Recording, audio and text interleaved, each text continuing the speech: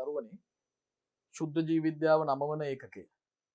එහි අප අද සාකච්ඡා කිරීමට සූදානම් වන්නේ තුන්වන පාඩම් මාලාව.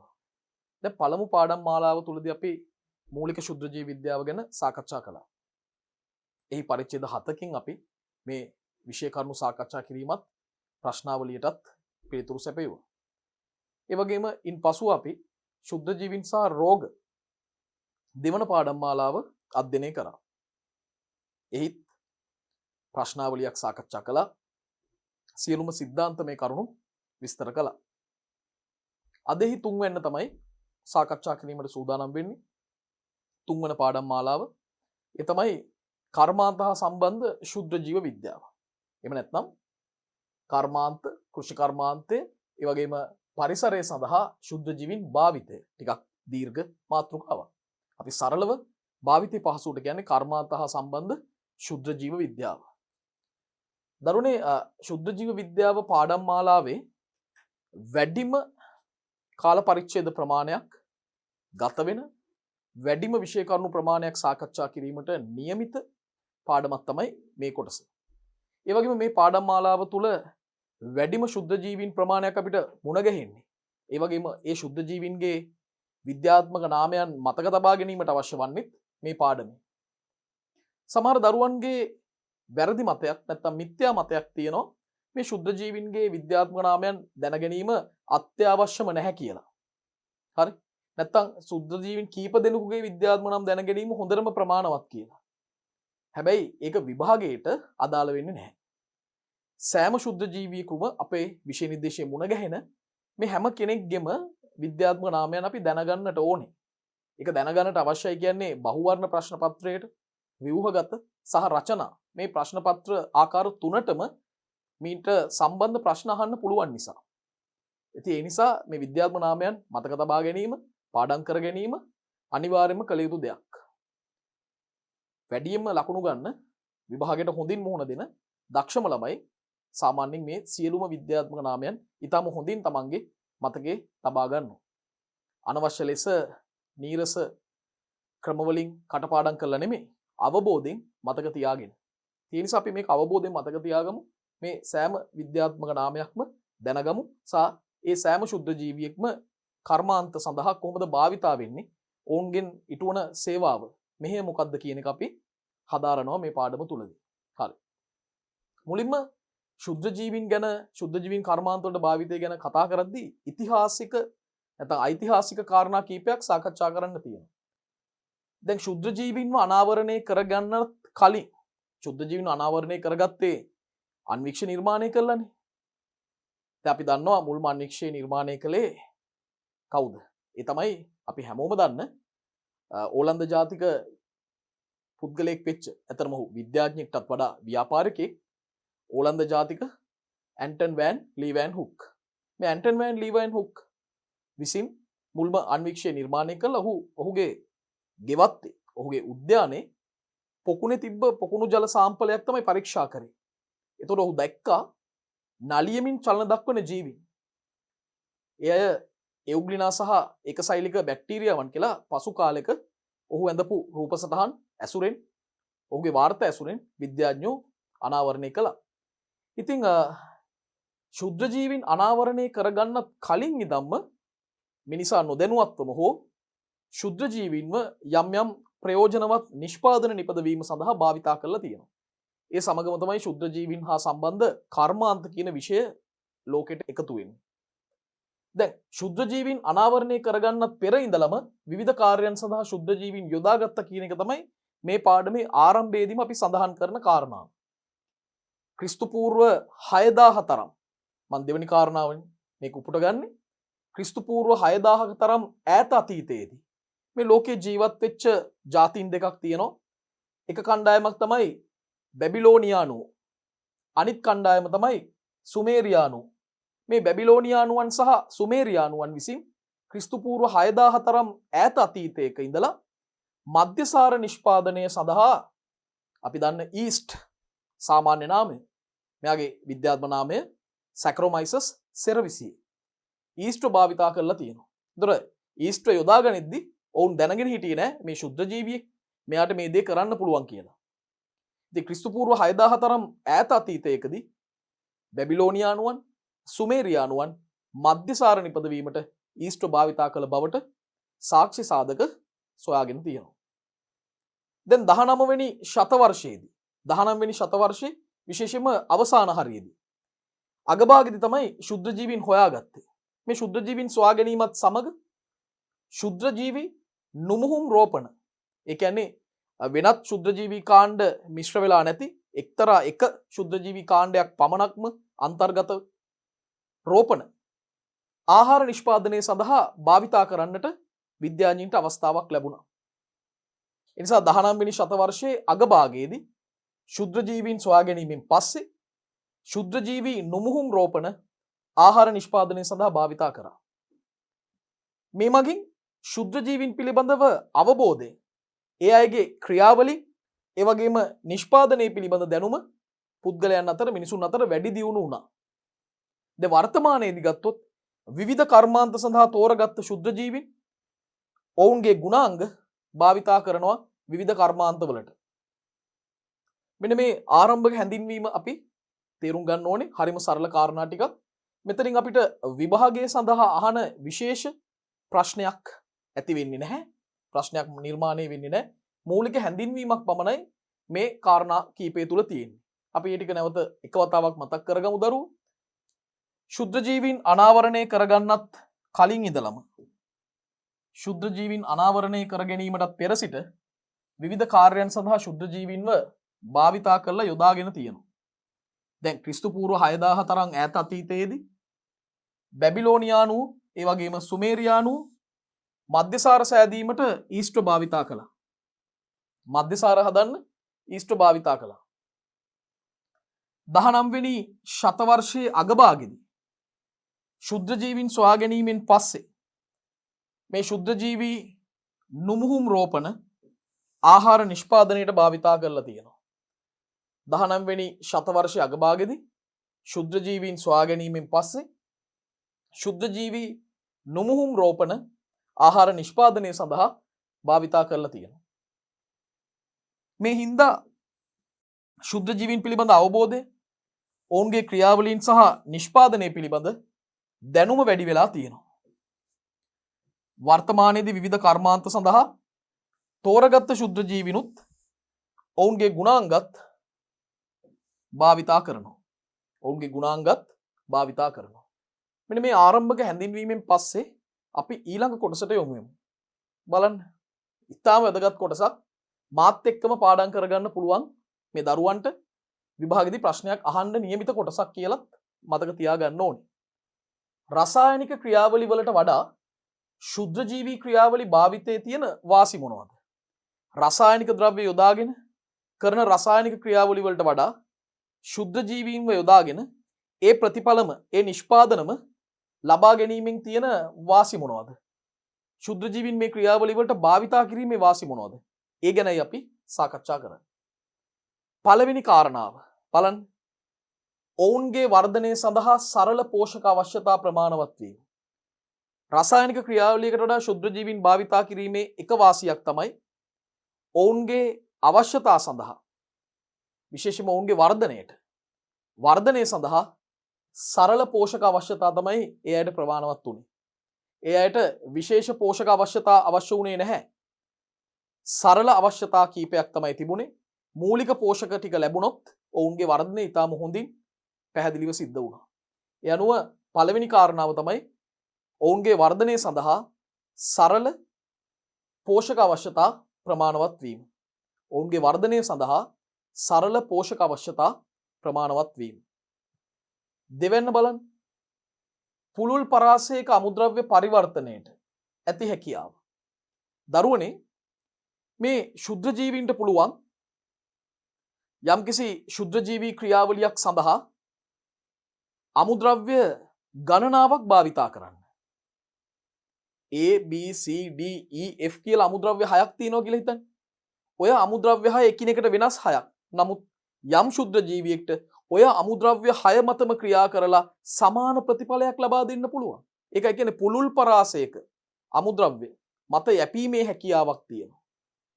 පුළුල් පරාසයක අමුද්‍රව්‍ය පරිවර්තනය කිරීමේ හැකියාවක් මේ අයට තියෙනවා.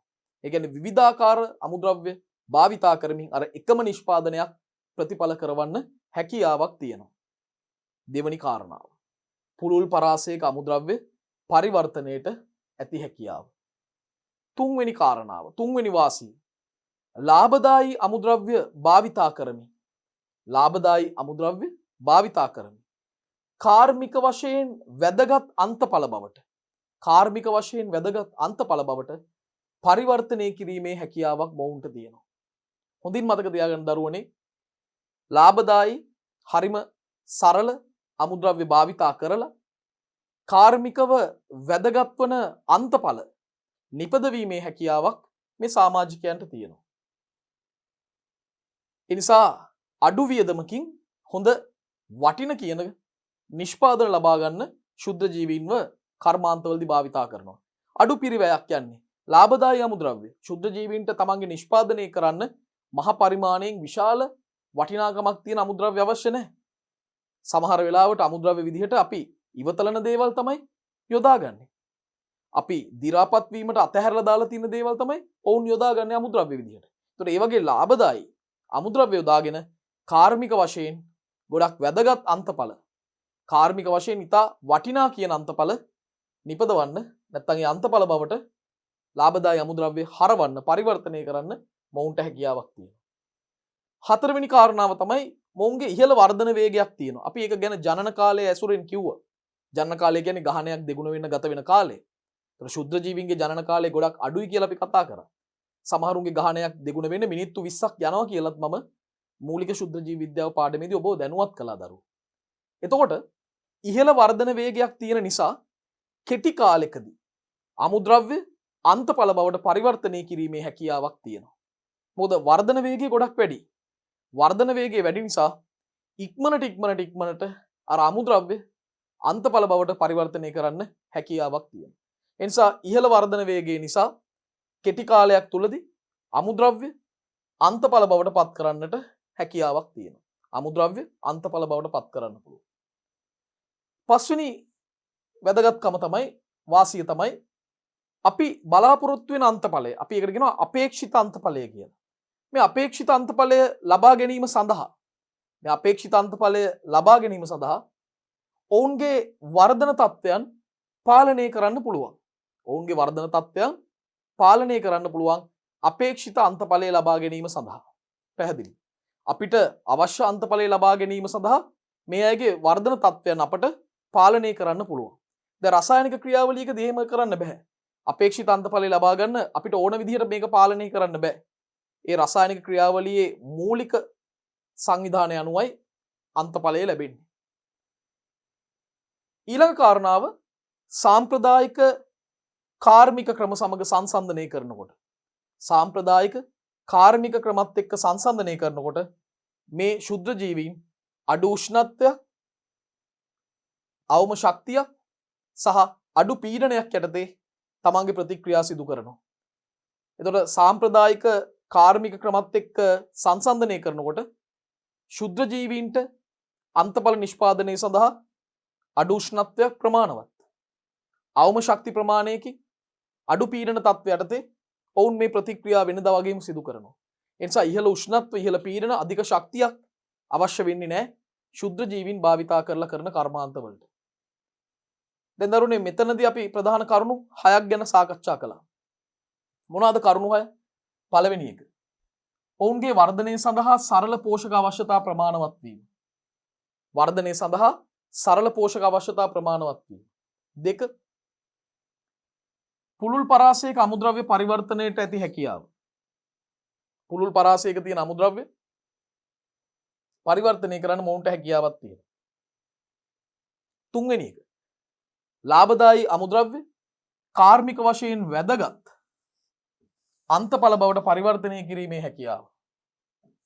ලාභදායී අමුද්‍රව්‍ය කාර්මික වශයෙන් වැදගත් අන්තඵල බවට පරිවර්තනය කිරීමේ හැකියාවක් තියෙනවා.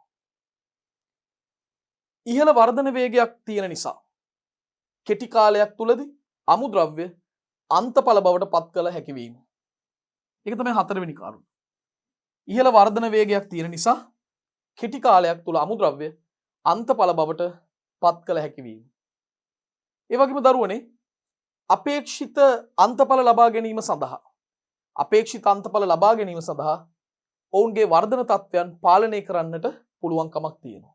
ඒකත් වාසියක්. අපේක්ෂිත අන්තඵල ලබා ගැනීම සඳහා ඔවුන්ගේ වර්ධන තත්ත්වය පාලනය කරන්න පුළුවන්. ඒ වගේම සාම්ප්‍රදායික කාර්මික ක්‍රමත් එක්ක සංසන්දනය කරනකොට ඔවුන් අඩු උෂ්ණත්වයක්, ශක්තිය සහ පීඩන යටතේ ප්‍රතික්‍රියා සිදු කරනවා. මෙන්න මේ කාරණා ටික දරුවනේ හොඳින් තේරුම් අරගෙන පාඩම් කරගන්නට ඕනේ. තව කාරණා දෙකක් අපිට මෙතෙන්ට එකතු කරන්න පුළුවන්. ඉස්සෙල්ලා වාසි 6ක් ගැන කිව්වා, තව වාසි දෙකක් මම මේකට ඇතුළත් කරනවා. ඒ තමයි සාම්ප්‍රදායික කර්මාන්තත් එක්ක සංසන්දනය කරනකොට ශුද්‍ර ජීවීන් ලබා දෙන අස්වැන්න ඉහළයි. ඒ වගේම ඒවා ඉහළ සුවිශේෂී භාවයකින් සහ ප්‍රමාණයනුත් ඉහළයි. සාම්ප්‍රදායික කර්මාන්තත් එක්ක සංසන්දනය කරනකොට මේ ශුද්‍ර ජීවීන් විසින් ඉහළ අස්වැන්නක් ලබා දෙනවා. ඒක සුවිශේෂී භාවයෙන් සහ ඒක ප්‍රමාණයෙන් ඉහළයි. සුවිශේෂී භාවයෙන් සහ ප්‍රමාණයෙන් ඉහළයි. ඒ වගේම ඉහළ කාර්යක්ෂමතාවයක් බලාපොරොත්තු වෙන උසස් තත්ත්වයේ ඉහළ අස්වැන්නක් සහ ගුණාත්මයන් ලබා ගැනීම සඳහා අවශ්‍ය නම් අපිට ශුද්‍ර ජීවීන්ව ප්‍රවේණිකව වෙනස්කම් වලට භාජනය කරන්නත් පුළුවන්. ඒ කියන්නේ යම් ශුද්‍ර ජීවියෙක් සාමාන්‍ය තත්ත්වයට ලබා දෙන අස්වැන්නට වඩා තත්වයෙන් උසස් ඉහළ අස්වැන්නක්, ඒ වගේම ගුණාත්මක අස්වැන්නක් ලබා ගැනීමට එම ශුද්‍ර ජීවියාගේ ජානවලට යම් යම් වෙනස්කම් අපිට කරන්න පුළුවන්. කරලා එයා සාමාන්‍ය පරිදි ලබා දෙන ප්‍රතිඵලය අපිට තව 100,000 ගුණයකින් වැඩි දියුණු කරගන්න පුළුවන්. මේක රසායනික ක්‍රියාවලියකින් කරගන්න බෑ. ශුද්‍ර ජීවියෙක්ගෙන් මේ తත්වය වැඩි දියුණු කරගන්න පුළුවන්. ඉතින් මෙන්න මේ කාරණා දෙකත් අවශ්‍යයි. සාම්ප්‍රදායික කර්මාන්ත හා සංසන්දනය කරනකොට ඔවුන් ලබා දෙන ඉහළ අස්වැන්න සුවිශේෂී භාවයෙන් සහ ප්‍රමාණයෙන් ඉහළයි. ඉහළ කාර්යක්ෂමතාවයක් බලාපොරොත්තු වෙන උසස් තත්වයේ ඉහළ අස්වැන්න. ඒ වගේම ගුණාත්මයන් ලබා ගැනීම සඳහා ශුද්ධ ජීවීන් ප්‍රවේණික වෙනස්කම් වලට භාජනය කරන්නට පුළුවන්. ශුද්ධ ජීවීන් ප්‍රවේණික වෙනස්කම් වලට භාජනය කරන්නට පුළුවන්. මෙන්න මේ කාරණා තමයි දරුවනේ රසායනික ක්‍රියාවලියකට වඩා ශුද්ධ ජීවීන් භාවිතයේදී කර්මාන්ත වලට තියෙන වාසි වෙන්නේ. අපි නම් ඊළඟ කොටසට යමු. දරුවනේ දැන් අපි ඊළඟ කොටසට එමු. අන්තඵල සෑදීම සඳහා ශුද්ධ ජීවීන්ගේ පරිවෘත්තීය ක්‍රියාවලීන්හි මූලික මූලධර්ම. ටිකක් දිග මාතෘකාවක්. මෙතනදී අපි සාකච්ඡා කරන්නේ අන්තඵල නිර්මාණය කිරීම සඳහා ශුද්ධ ජීවීන් භාවිතා වන ආකාර 4ක් තියෙනවා. පළවෙනි ආකාරය තමයි අපිට අන්තඵල ලෙස ශුද්ධ ජීවී සෛලම භාවිතා කරන්න පුළුවන්. යොදා ගන්න පුළුවන්. ඒකට හොඳම උදාහරණයක් තමයි තනි සෛල ප්‍රෝටීන්. අපි ඒව ගැන ඉදිරියේදී කතා කරනවා. ඒ වගේම අන්තඵල ලෙස ශුද්ධ ජීවීන්ගේ පරිවෘත්තීය ඵල යොදා ගන්න පුළුවන්. අන්තඵල විදිහට ශුද්ධ ජීවීන්ගේ පරිවෘත්තීය ඵල යොදා ගන්න පුළුවන්. ඒවා ප්‍රාථමික අන්තඵල හෝ ද්විතීක පරිවෘත්තිජ වෙන්න පුළුවන්. ප්‍රාථමික අන්තඵල වලට හොඳ උදාහරණයක් තමයි මධ්‍යසාරික පාන. ද්විතීක පරිවෘත්තිජ වලට ප්‍රතිජීවක අපිට ගන්න පුළුවන්. තුන්වෙන්න තමයි අන්තඵල ලෙස ශුද්ධ ජීවී පරිවෘත්තීය ක්‍රියාවලිය අපිට යොදා ගන්න පුළුවන්. අන්තඵලයේ විදිහට ශුද්ධ ජීවියා සිදු කරපු පරිවෘත්තික ක්‍රියාවලිය අපිට යොදා ගන්න පුළුවන්. උදාහරණයක් වශයෙන් ජෛව ප්‍රතිකර්මණය, එතනදී බැර ලෝහ නැත්නම් බැර මූලද්‍රව්‍ය ප්‍රතිකර්මණය, ලෝහ නිස්සාරණ ක්‍රියාවලිය, කොප යකඩ වගේ කෙඳි නිෂ්පාදනය සඳහා කරන පල් කිරීමේ ක්‍රියාවලිය ගන්න පුළුවන්. අන්තඵලයේ විදිහට එතකොට ශුද්ධ ජීවීන්ගේ පරිවෘත්තීය ක්‍රියාවලිය තමයි යොදා ගන්න. අවසාන කාරණාව තමයි අවසාන කොටස තමයි අන්තඵල ලබා ගන්න ප්‍රවේණිකව විකරණය කරන ලද ශුද්ධ ජීවීන් යොදා ගැනීම. අන්තඵල ලබා ගන්න ප්‍රවේණිකව විකරණය කරන ලද ශුද්ධ ජීවීන් යොදා ගැනීම. මේකට උදාහරණ විදිහට අපිට ගන්න පුළුවන් වාණිජමය වශයෙන් එන්සයිම නිපදවීම, ඇස්පර්ජිලස් නයිජ. ඇස්පර්ජිලස් නයිජ මගින් ඇමයිලේස් නිෂ්පාදනය කියන එන්සයිමේ හොඳම උදාහරණයක්. එන්නත් නිපදවන්න අපිට හෙපටයිටිස් B එන්නත උදාහරණයක් විදිහට ගන්න පුළුවන්. ඉන්සියුලින් කියන හෝමෝනය නිපදවීම අපිට ගන්න පුළුවන්. ඉතින් අපි මේ පාඩම පුරාම දරුවනේ මේ පසුව සිදු කරන්නේ මේ විවිධ උදාහරණ පිළිබඳව සාකච්ඡා කිරීම. අතර මේ කරලා තියෙන්නේ ඉදිරි කොටසට අදාළ වන සාරාංශීකරණය තමයි මේ දීලා තියෙන්නේ. ශුද්ධ ජීවීන් අපි භාවිතා කරන ආකාර කර්මාන්තවලදී. එකක් තමයි අන්තඵලයේ විදිහට ශුද්ධ ජීවී සෛලම භාවිතා කරන්න පුළුවන්. අන්තඵලය කියන්නේ මේ ශුද්ධ ජීවී සෛලයම තමයි භාවිතා කරන්නේ. තනි සෛල ප්‍රෝටීන ගැන කතා කරන්නේ. ඊළඟට අන්තඵලයේ විදිහට ශුද්ධ ජීවීන් නිපදවන ශුද්ධ ජීවීන්ගේ පරිවෘත්තික ඵල අපිට යොදා ගන්න පුළුවන්. ශුද්ධ ජීවීන්ගේ පරිවෘත්තීය ක්‍රියාවලදී හැදෙන පරිවෘත්තික ඵල. ඉතින් ඒකට උදාහරණ තමයි ප්‍රාථමික අන්තඵල සහ ද්විතීක පරිවෘත්තිජ කියලා ආකාර දෙකක් තියෙනවා. මේ ප්‍රාථමික අන්තඵලයක් විදිහට මධ්‍යසාර පානයන් ද්විතීක පරිවෘත්තිජ විදිහට අපිට ප්‍රතිජීවක ගන්න පුළුවන්. අන්තඵලයේ විදිහට ශුද්ධ ජීවී පරිවෘත්තීය ක්‍රියාවලිය යොදා ගන්නවට හොඳම උදාහරණ තමයි ජෛව ප්‍රතිකර්මකරණය, ලෝහ නිස්සාරණය, ඒ වගේම පල් කිරීමේ ක්‍රියාව. අන්තඵල ලබා ගන්න ප්‍රවේණිකව විකරණය කරන ලද ශුද්ධ ජීවීන් යොදා ගන්නවා. හොඳම උදාහරණ එන්නත් නිපදවීමේදී උදාහරණයක් හෙපටයිටිස් B එන්නත.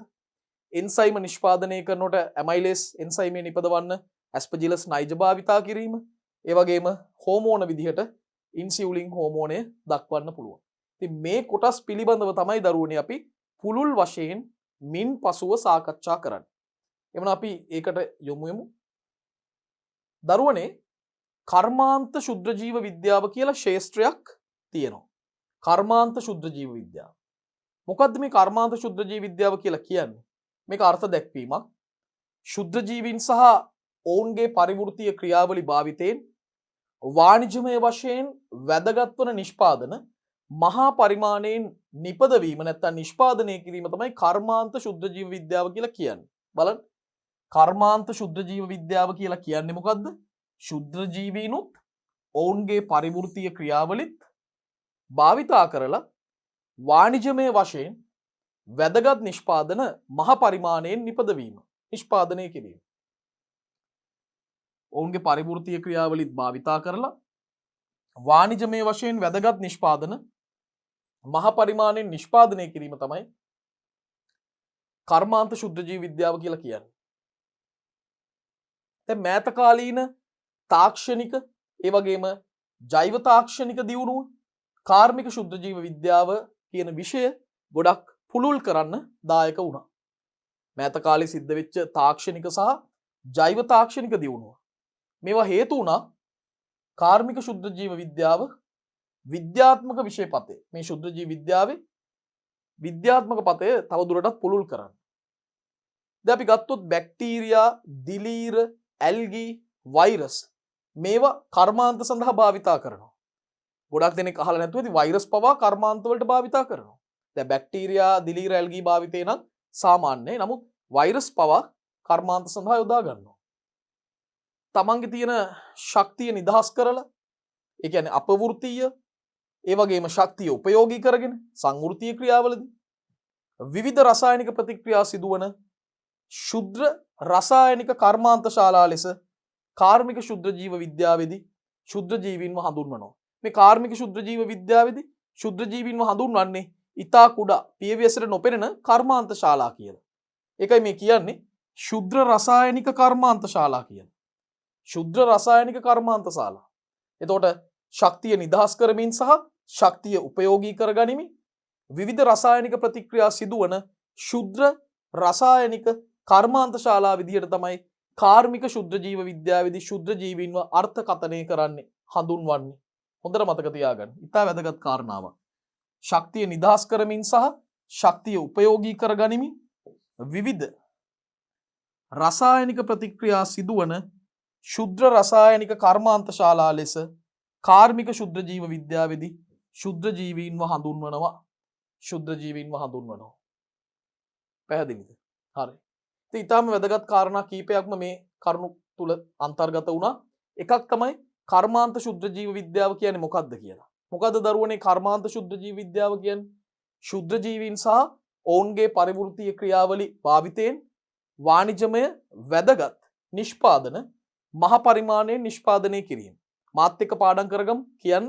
ශුද්ධ ජීවීන් සහ ඔවුන්ගේ පරිවෘත්තීය ක්‍රියාවලි භාවිතයෙන් වාණිජමය වශයෙන් වැදගත් නිෂ්පාදන මහ පරිමාණයෙන් නිෂ්පාදනය කිරීම. මෙදී ශුද්ධ ජීවීන් සහ ඔවුන්ගේ පරිවෘත්තීය ක්‍රියාවලි භාවිතයෙන් වාණිජමය වශයෙන් වැදගත් නිෂ්පාදන මහ පරිමාණයෙන් නිෂ්පාදනය කිරීම. මේක තමයි කර්මාන්ත ශුද්ධ ජීව විද්‍යාව නැත්නම් කාර්මික ශුද්ධ ජීව විද්‍යාව කියන්නේ. දැන් කර්මාන්ත සඳහා විශේෂයෙන්ම බැක්ටීරියා, දිලීර, ඇල්ගී වගේම වෛරස පවා භාවිතා වෙනවා කර්මාන්ත වලට. ශක්තිය නිදහස් කරමින්, ඒ වගේම ශක්තිය උපයෝගී කරගනිමින් සිද්ධ වෙන රසායනික ප්‍රතික්‍රියා. ඒ රසායනික ප්‍රතික්‍රියා සිද්ධ වෙන ශුද්ධ රසායනික කර්මාන්ත ශාලා ලෙස තමයි කාර්මික ශුද්ධ ජීව විද්‍යාවේදී ශුද්ධ ජීවීන් අර්ථ දක්වන්නේ. මේ වචන ටික නැවතත් අපි කියමු. පාඩම් කරගන්න. ශක්තිය නිදහස් කරමින් සහ ශක්තිය උපයෝගී කරගනිමින්. ශක්තිය නිදහස් කරමින් සහ ශක්තිය උපයෝගී කරගනිමින් විවිධ රසායනික ප්‍රතික්‍රියා සිදුවන ශුද්ධ රසායනික කර්මාන්ත ශාලා ලෙස කාර්මික ශුද්ධ ජීව විද්‍යාවේදී ශුද්ධ ජීවීන්ව හඳුන්වා දෙනු ලබනවා. ශුද්ධ ජීවීන්ව හඳුන්වා දෙනු ලබනවා. එහෙමනම් දරුවනේ අපි කාර්මික ශුද්ධ ජීව විද්‍යාව ගැන මූලික අදහසක් ලබා ගත්තා. අපිට දැන් පුළුවන් විවිධ කර්මාන්තවලදී මේ ශුද්ධ ජීවීන් භාවිතා වන ආකාරය පිළිබඳ පරීක්ෂා කරලා බලන්න.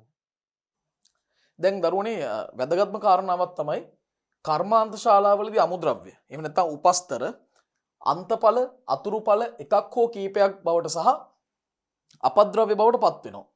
කර්මාන්ත ශාලාවලදී අපි යොදා ගන්න අමුද්‍රව්‍ය අන්තඵල එකක් හෝ කීපයක් සහ අපද්‍රව්‍ය බවට පත් වෙනවා. ඒ නිසා සංශුද්ධ කාර්මික ඵලය ලබා ගන්න නම් අනිවාර්යයෙන්ම පිරිසිදු කිරීමක් කරන්න වෙනවා. ඒ කියන්නේ අන්තඵල වලින් අපි ඉවත් කරගන්න වෙනවා අපද්‍රව්‍ය. සංශුද්ධ කාර්මික ඵලය ලබා ගැනීම සඳහා පිරිසිදු කිරීම මගින් අන්තඵලය අතුරුඵල සහ අපද්‍රව්‍ය වලින් අපිට වෙන් කරගන්න පුළුවන්. අපිට අවශ්‍ය අන්තඵලය වෙන් කරගන්න පුළුවන් අර අතුරුඵල සහ අපද්‍රව්‍ය වලින්. ඒක කරන්නේ සංශුද්ධ තත්වෙන් අපිට ලබා ගන්නට අවශ්‍ය නිසා අපි පිරිසිදු කිරීමක් කරන්න ඕනේ. ඒ නිසා මේ කාරණා ගැනත් අපි අවධානය යොමු කරන්න ඕනේ. මේ කර්මාන්ත ශාලාවලදී අමුද්‍රව්‍ය අන්තඵල අතුරුඵල එකක් හෝ කීපයක් බවට සහ අපද්‍රව්‍ය බවට පත් වෙනවා. එතකොට සංශුද්ධ කාර්මික ඵලය ලබා ගන්න නම් පැහැදිලිවම පිරිසිදු කිරීමක් කරන්න වෙනවා. එතකොට සංශුද්ධ කාර්මික ඵලය ලබා ගැනීමට පිරිසිදු කරන්න වෙනවා.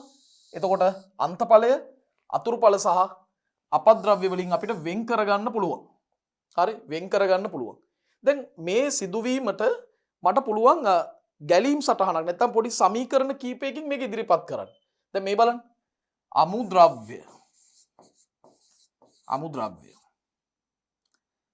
දැන් මේ ක්‍රියාවලියට ලක් වෙලා මොනවද ලබා දෙන්නේ? අන්තඵල දෙනවා. අතුරුඵල දෙනවා. ඇයි ඒ විතරක් නෙමෙයි අපද්‍රව්‍යයක් දෙනවා. අපද්‍රව්‍ය දෙනවා. දැන් මේ ඔක්කොම අපිට වැඩක් නැහැනේ. අපිට අවශ්‍ය මේ අන්තඵලය. මෙයාගෙන් අපි ප්‍රයෝජනයක් ගන්න හදන්නේ. අතුරුඵල සහ අපද්‍රව්‍ය අපිට අවශ්‍ය වෙන්නේ නැහැ. එතකොට මම කරන්නේ දරුවනේ සංශුද්ධ කිරීම කියන ක්‍රියාවලිය කරනවා. මෙන්න අපි සංශුද්ධ කරනවා. සංශුද්ධ කිරීම. මෙහි ප්‍රතිඵලයක් විදිහට අපිට අවශ්‍ය අන්තඵලය විතරක් ලැබෙනවා. අන්තඵලය ලැබෙනවා. අතුරුඵල අපද්‍රව්‍ය වෙන් කරගන්න පුළුවන් අන්තඵලයෙන් වෙන් කරගන්න පුළුවන් මෙන්න මේ කොටස්. ඉතින් මේක තමයි කාර්මික ශුද්ධ ජීව විද්‍යාවේ මේ ක්‍රියාවලිය. අපිට වචන ගැලීම් සටහනකින් නැත්නම් වචන සමීකරණ වලින් ඉදිරිපත් කරනවා නම් මේ විදිහට ඉදිරිපත් කරන්න පුළුවන්. අමුද්‍රව්‍ය අන්තඵල අතුරුඵල සහ අපද්‍රව්‍ය බවට පත් වෙනවා. ඒවා සංශුද්ධ කිරීම මගින් අපිට අන්තඵලය වෙන් කරගන්න පුළුවන් අතුරුඵල සහ අපද්‍රව්‍ය වලින්. ඔන්න ඕක හොඳින් තේරුම් ගන්නට අවශ්‍යයි. එහෙමනම් දරුවනේ අපි ඊළඟ කොටසට යමු. බලන්න. දැන් මෙතෙන් පටන් මාත් එක්ක එකතු වෙන්න දරුවනේ එක දිගටම අපි කතා කරනවා විවිධ කර්මාන්ත සඳහා ශුද්ධ ජීවීන් භාවිතා වන ආකාරය පිළිබඳව උදාහරණ සහිතව. ඒ නිසා පිළිවෙලට මේ ටික පාඩම් කරගන්න ඕනේ. උදාහරණ මොනවද? ඒ උදාහරණ භාවිතා වෙන කර්මාන්ත මොනවද? මේ අවස්ථා මොනවද? මේ ක්‍රියාවලි මොනවද කියන එක ගැන හොඳ අවබෝධයකින් මේක අහගෙන බලාගෙන ඉන්න ඕනේ. හරි. අපි බලමු. පළවෙනි එක තමයි ශුද්ධ ජීවීන් මගින් හා ශුද්ධ ජීවී ක්‍රියාවලි මගින් නිපදවන වාණිජමය ඵල ගැන අපි කතා කරන්නේ. හරි. ශුද්ධ ජීවීන් මගින් ඒ වගේම ශුද්ධ ජීවී ක්‍රියාවලි මගින් නිපද වෙන වාණිජමය ප්‍රතිඵල ගැනයි අපි කතා කරන්න යන්නේ. එහි පළමු එන්න තමයි තනිසෛලික ප්‍රෝටීන. තනිසෛලික ප්‍රෝටීන. මොනවද මේ තනිසෛලික ප්‍රෝටීන කියන්නේ? දරුවනේ ආහාර පරිපූරක වශයෙන්. මේ ආහාර පරිපූරක කියපුවම ගොඩක් අයට මේක සමීප නැහැ. හැබැයි ෆුඩ් සප්ලිමන්ට් කියපුවම ගොඩක් අය දන්නවා. ෆුඩ් සප්ලිමන්ට් එකක්. නැත්තම් ආහාර පරිපූරකයක් විදිහට. මහ පරිමාණයෙන් වගා කරනු ලබන ප්‍රෝටීන බහුල ශුද්ධජීවී සෛලවලට තමයි තනිසෛල ප්‍රෝටීන කියන්නේ. ඒ කියන්නේ මේ තනිසෛල ප්‍රෝටීනයක් කියලා අදහස් කරන්නේ ශුද්ධජීවියෙක්. තනි ඒකසෛලික ශුද්ධජීවියෙක්. මේ ශුද්ධජීවියගේ විශේෂත්වය මොකද්ද? එයාගේ සෛලය පිරෙන්න ප්‍රෝටීන තියෙනවා. එයාගේ සෛලය පුරාම ප්‍රෝටීන තියෙනවා. එයාගේ සෛලේ වැඩිමනක් ප්‍රෝටීන තියෙනවා. ඒකයි මේ අදහස. බලන්න. ආහාර පරිපූරක විදිහට මහ පරිමාණයෙන් වගා කරන ප්‍රෝටීන බහුල ශුද්ධජීවී සෛල. ප්‍රෝටීන බහුලව තියෙන ශුද්ධජීවී සෛල අපි ඒව හඳුන්වන්නේ දරුවනේ තනිසෛල ප්‍රෝටීන කියලා. තනිසෛල ප්‍රෝටීන. ඒතර මේ කාරණාව ඉතා වැදගත්. ආහාර පරිපූරක ලෙස මහ පරිමාණයෙන් වගා කරනු ලබන ප්‍රෝටීන බහුල ශුද්ධජීවී සෛල ඒව තමයි හඳුන්වන්නේ තනිසෛල ප්‍රෝටීන කියලා. දැන් තනිසෛල ප්‍රෝටීන වලට හොඳම උදාහරණ තමයි ඊස්ට්. ඊස්ට් කියන්නේ ඒකසෛලික දිලීර කාණ්ඩයට අයිති දිලීර රාජධානියට අයිති සමාජිකයෙක් ඊස්ට්. සැකරොමයිසස් සෙරවිසිය. එයා තනිසෛල ප්‍රෝටීනයක් විදිහට සලකනවා. මොකද එයාගේ සෛලේ බහුලව ප්‍රෝටීන පිරීලා තියෙන ශුද්ධජීවී සෛලයක්. ස්පිරුලයිනා විශේෂ. ස්පිරුලයිනා විශේෂත් අපිට ගන්න පුළුවන්. ඒ වගේම ක්ලෝරෙල්ලා විශේෂ අපිට ගන්න පුළුවන් මේවට උදාහරණ විදිහට. දැන් ඊස්ට්, ස්පිරුලයිනා, ඒ වගේම ක්ලෝරෙල්ලා විශේෂ සලකන්න පුළුවන් තනිසෛල ප්‍රෝටීන ලෙස ක්‍රියා කරන ශුද්ධජීවීන් කියලා. විශේෂයෙන්ම සරල උදාහරණයක් ගත්තොත් දරුවනේ අපි හැමෝම කාලා තියෙන ආහාරයක්නේ මාමයිට් කියන්නේ. දැන් මාමයිට් වල ඊස්ට් අඩංගු කරලා තියෙනවා. ඔබ මාමයිට් බෝතලයක් අරගෙන එහි දවටනේ දිහා බලන්න. එතන කියනවා ඊස්ට් සාරය සහිත කියලා. එතකොට මාමයිට් නිෂ්පාදනය කරන්න පැහැදිලිවම ඊස්ට් සෛල යොදා ගන්නවා. මොකද ඊස්ට් කියන්නේ තනිසෛල ප්‍රෝටීන නිසා. සෛලයේ බහුලව ප්‍රෝටීන අන්තර්ගත වෙන තනි ශුද්ධජීවී සෛල. හරි. එහෙනම් ඔබට දැන් පැහැදිලි තනිසෛල ප්‍රෝටීන කියන්නේ මොකක්ද කියලා. මොකක්ද තනිසෛල ප්‍රෝටීන කියන්නේ? ආහාර පරිපූරක විදිහට ෆුඩ් සප්ලිමන්ට් විදිහට මහ පරිමාණයෙන් වගා කරනු ලබන ප්‍රෝටීන බහුල ඒකසෛලික ශුද්ධජීවී සෛලවලට තමයි කියන්නේ තනිසෛල ප්‍රෝටීන කියලා. තනිසෛල ප්‍රෝටීන.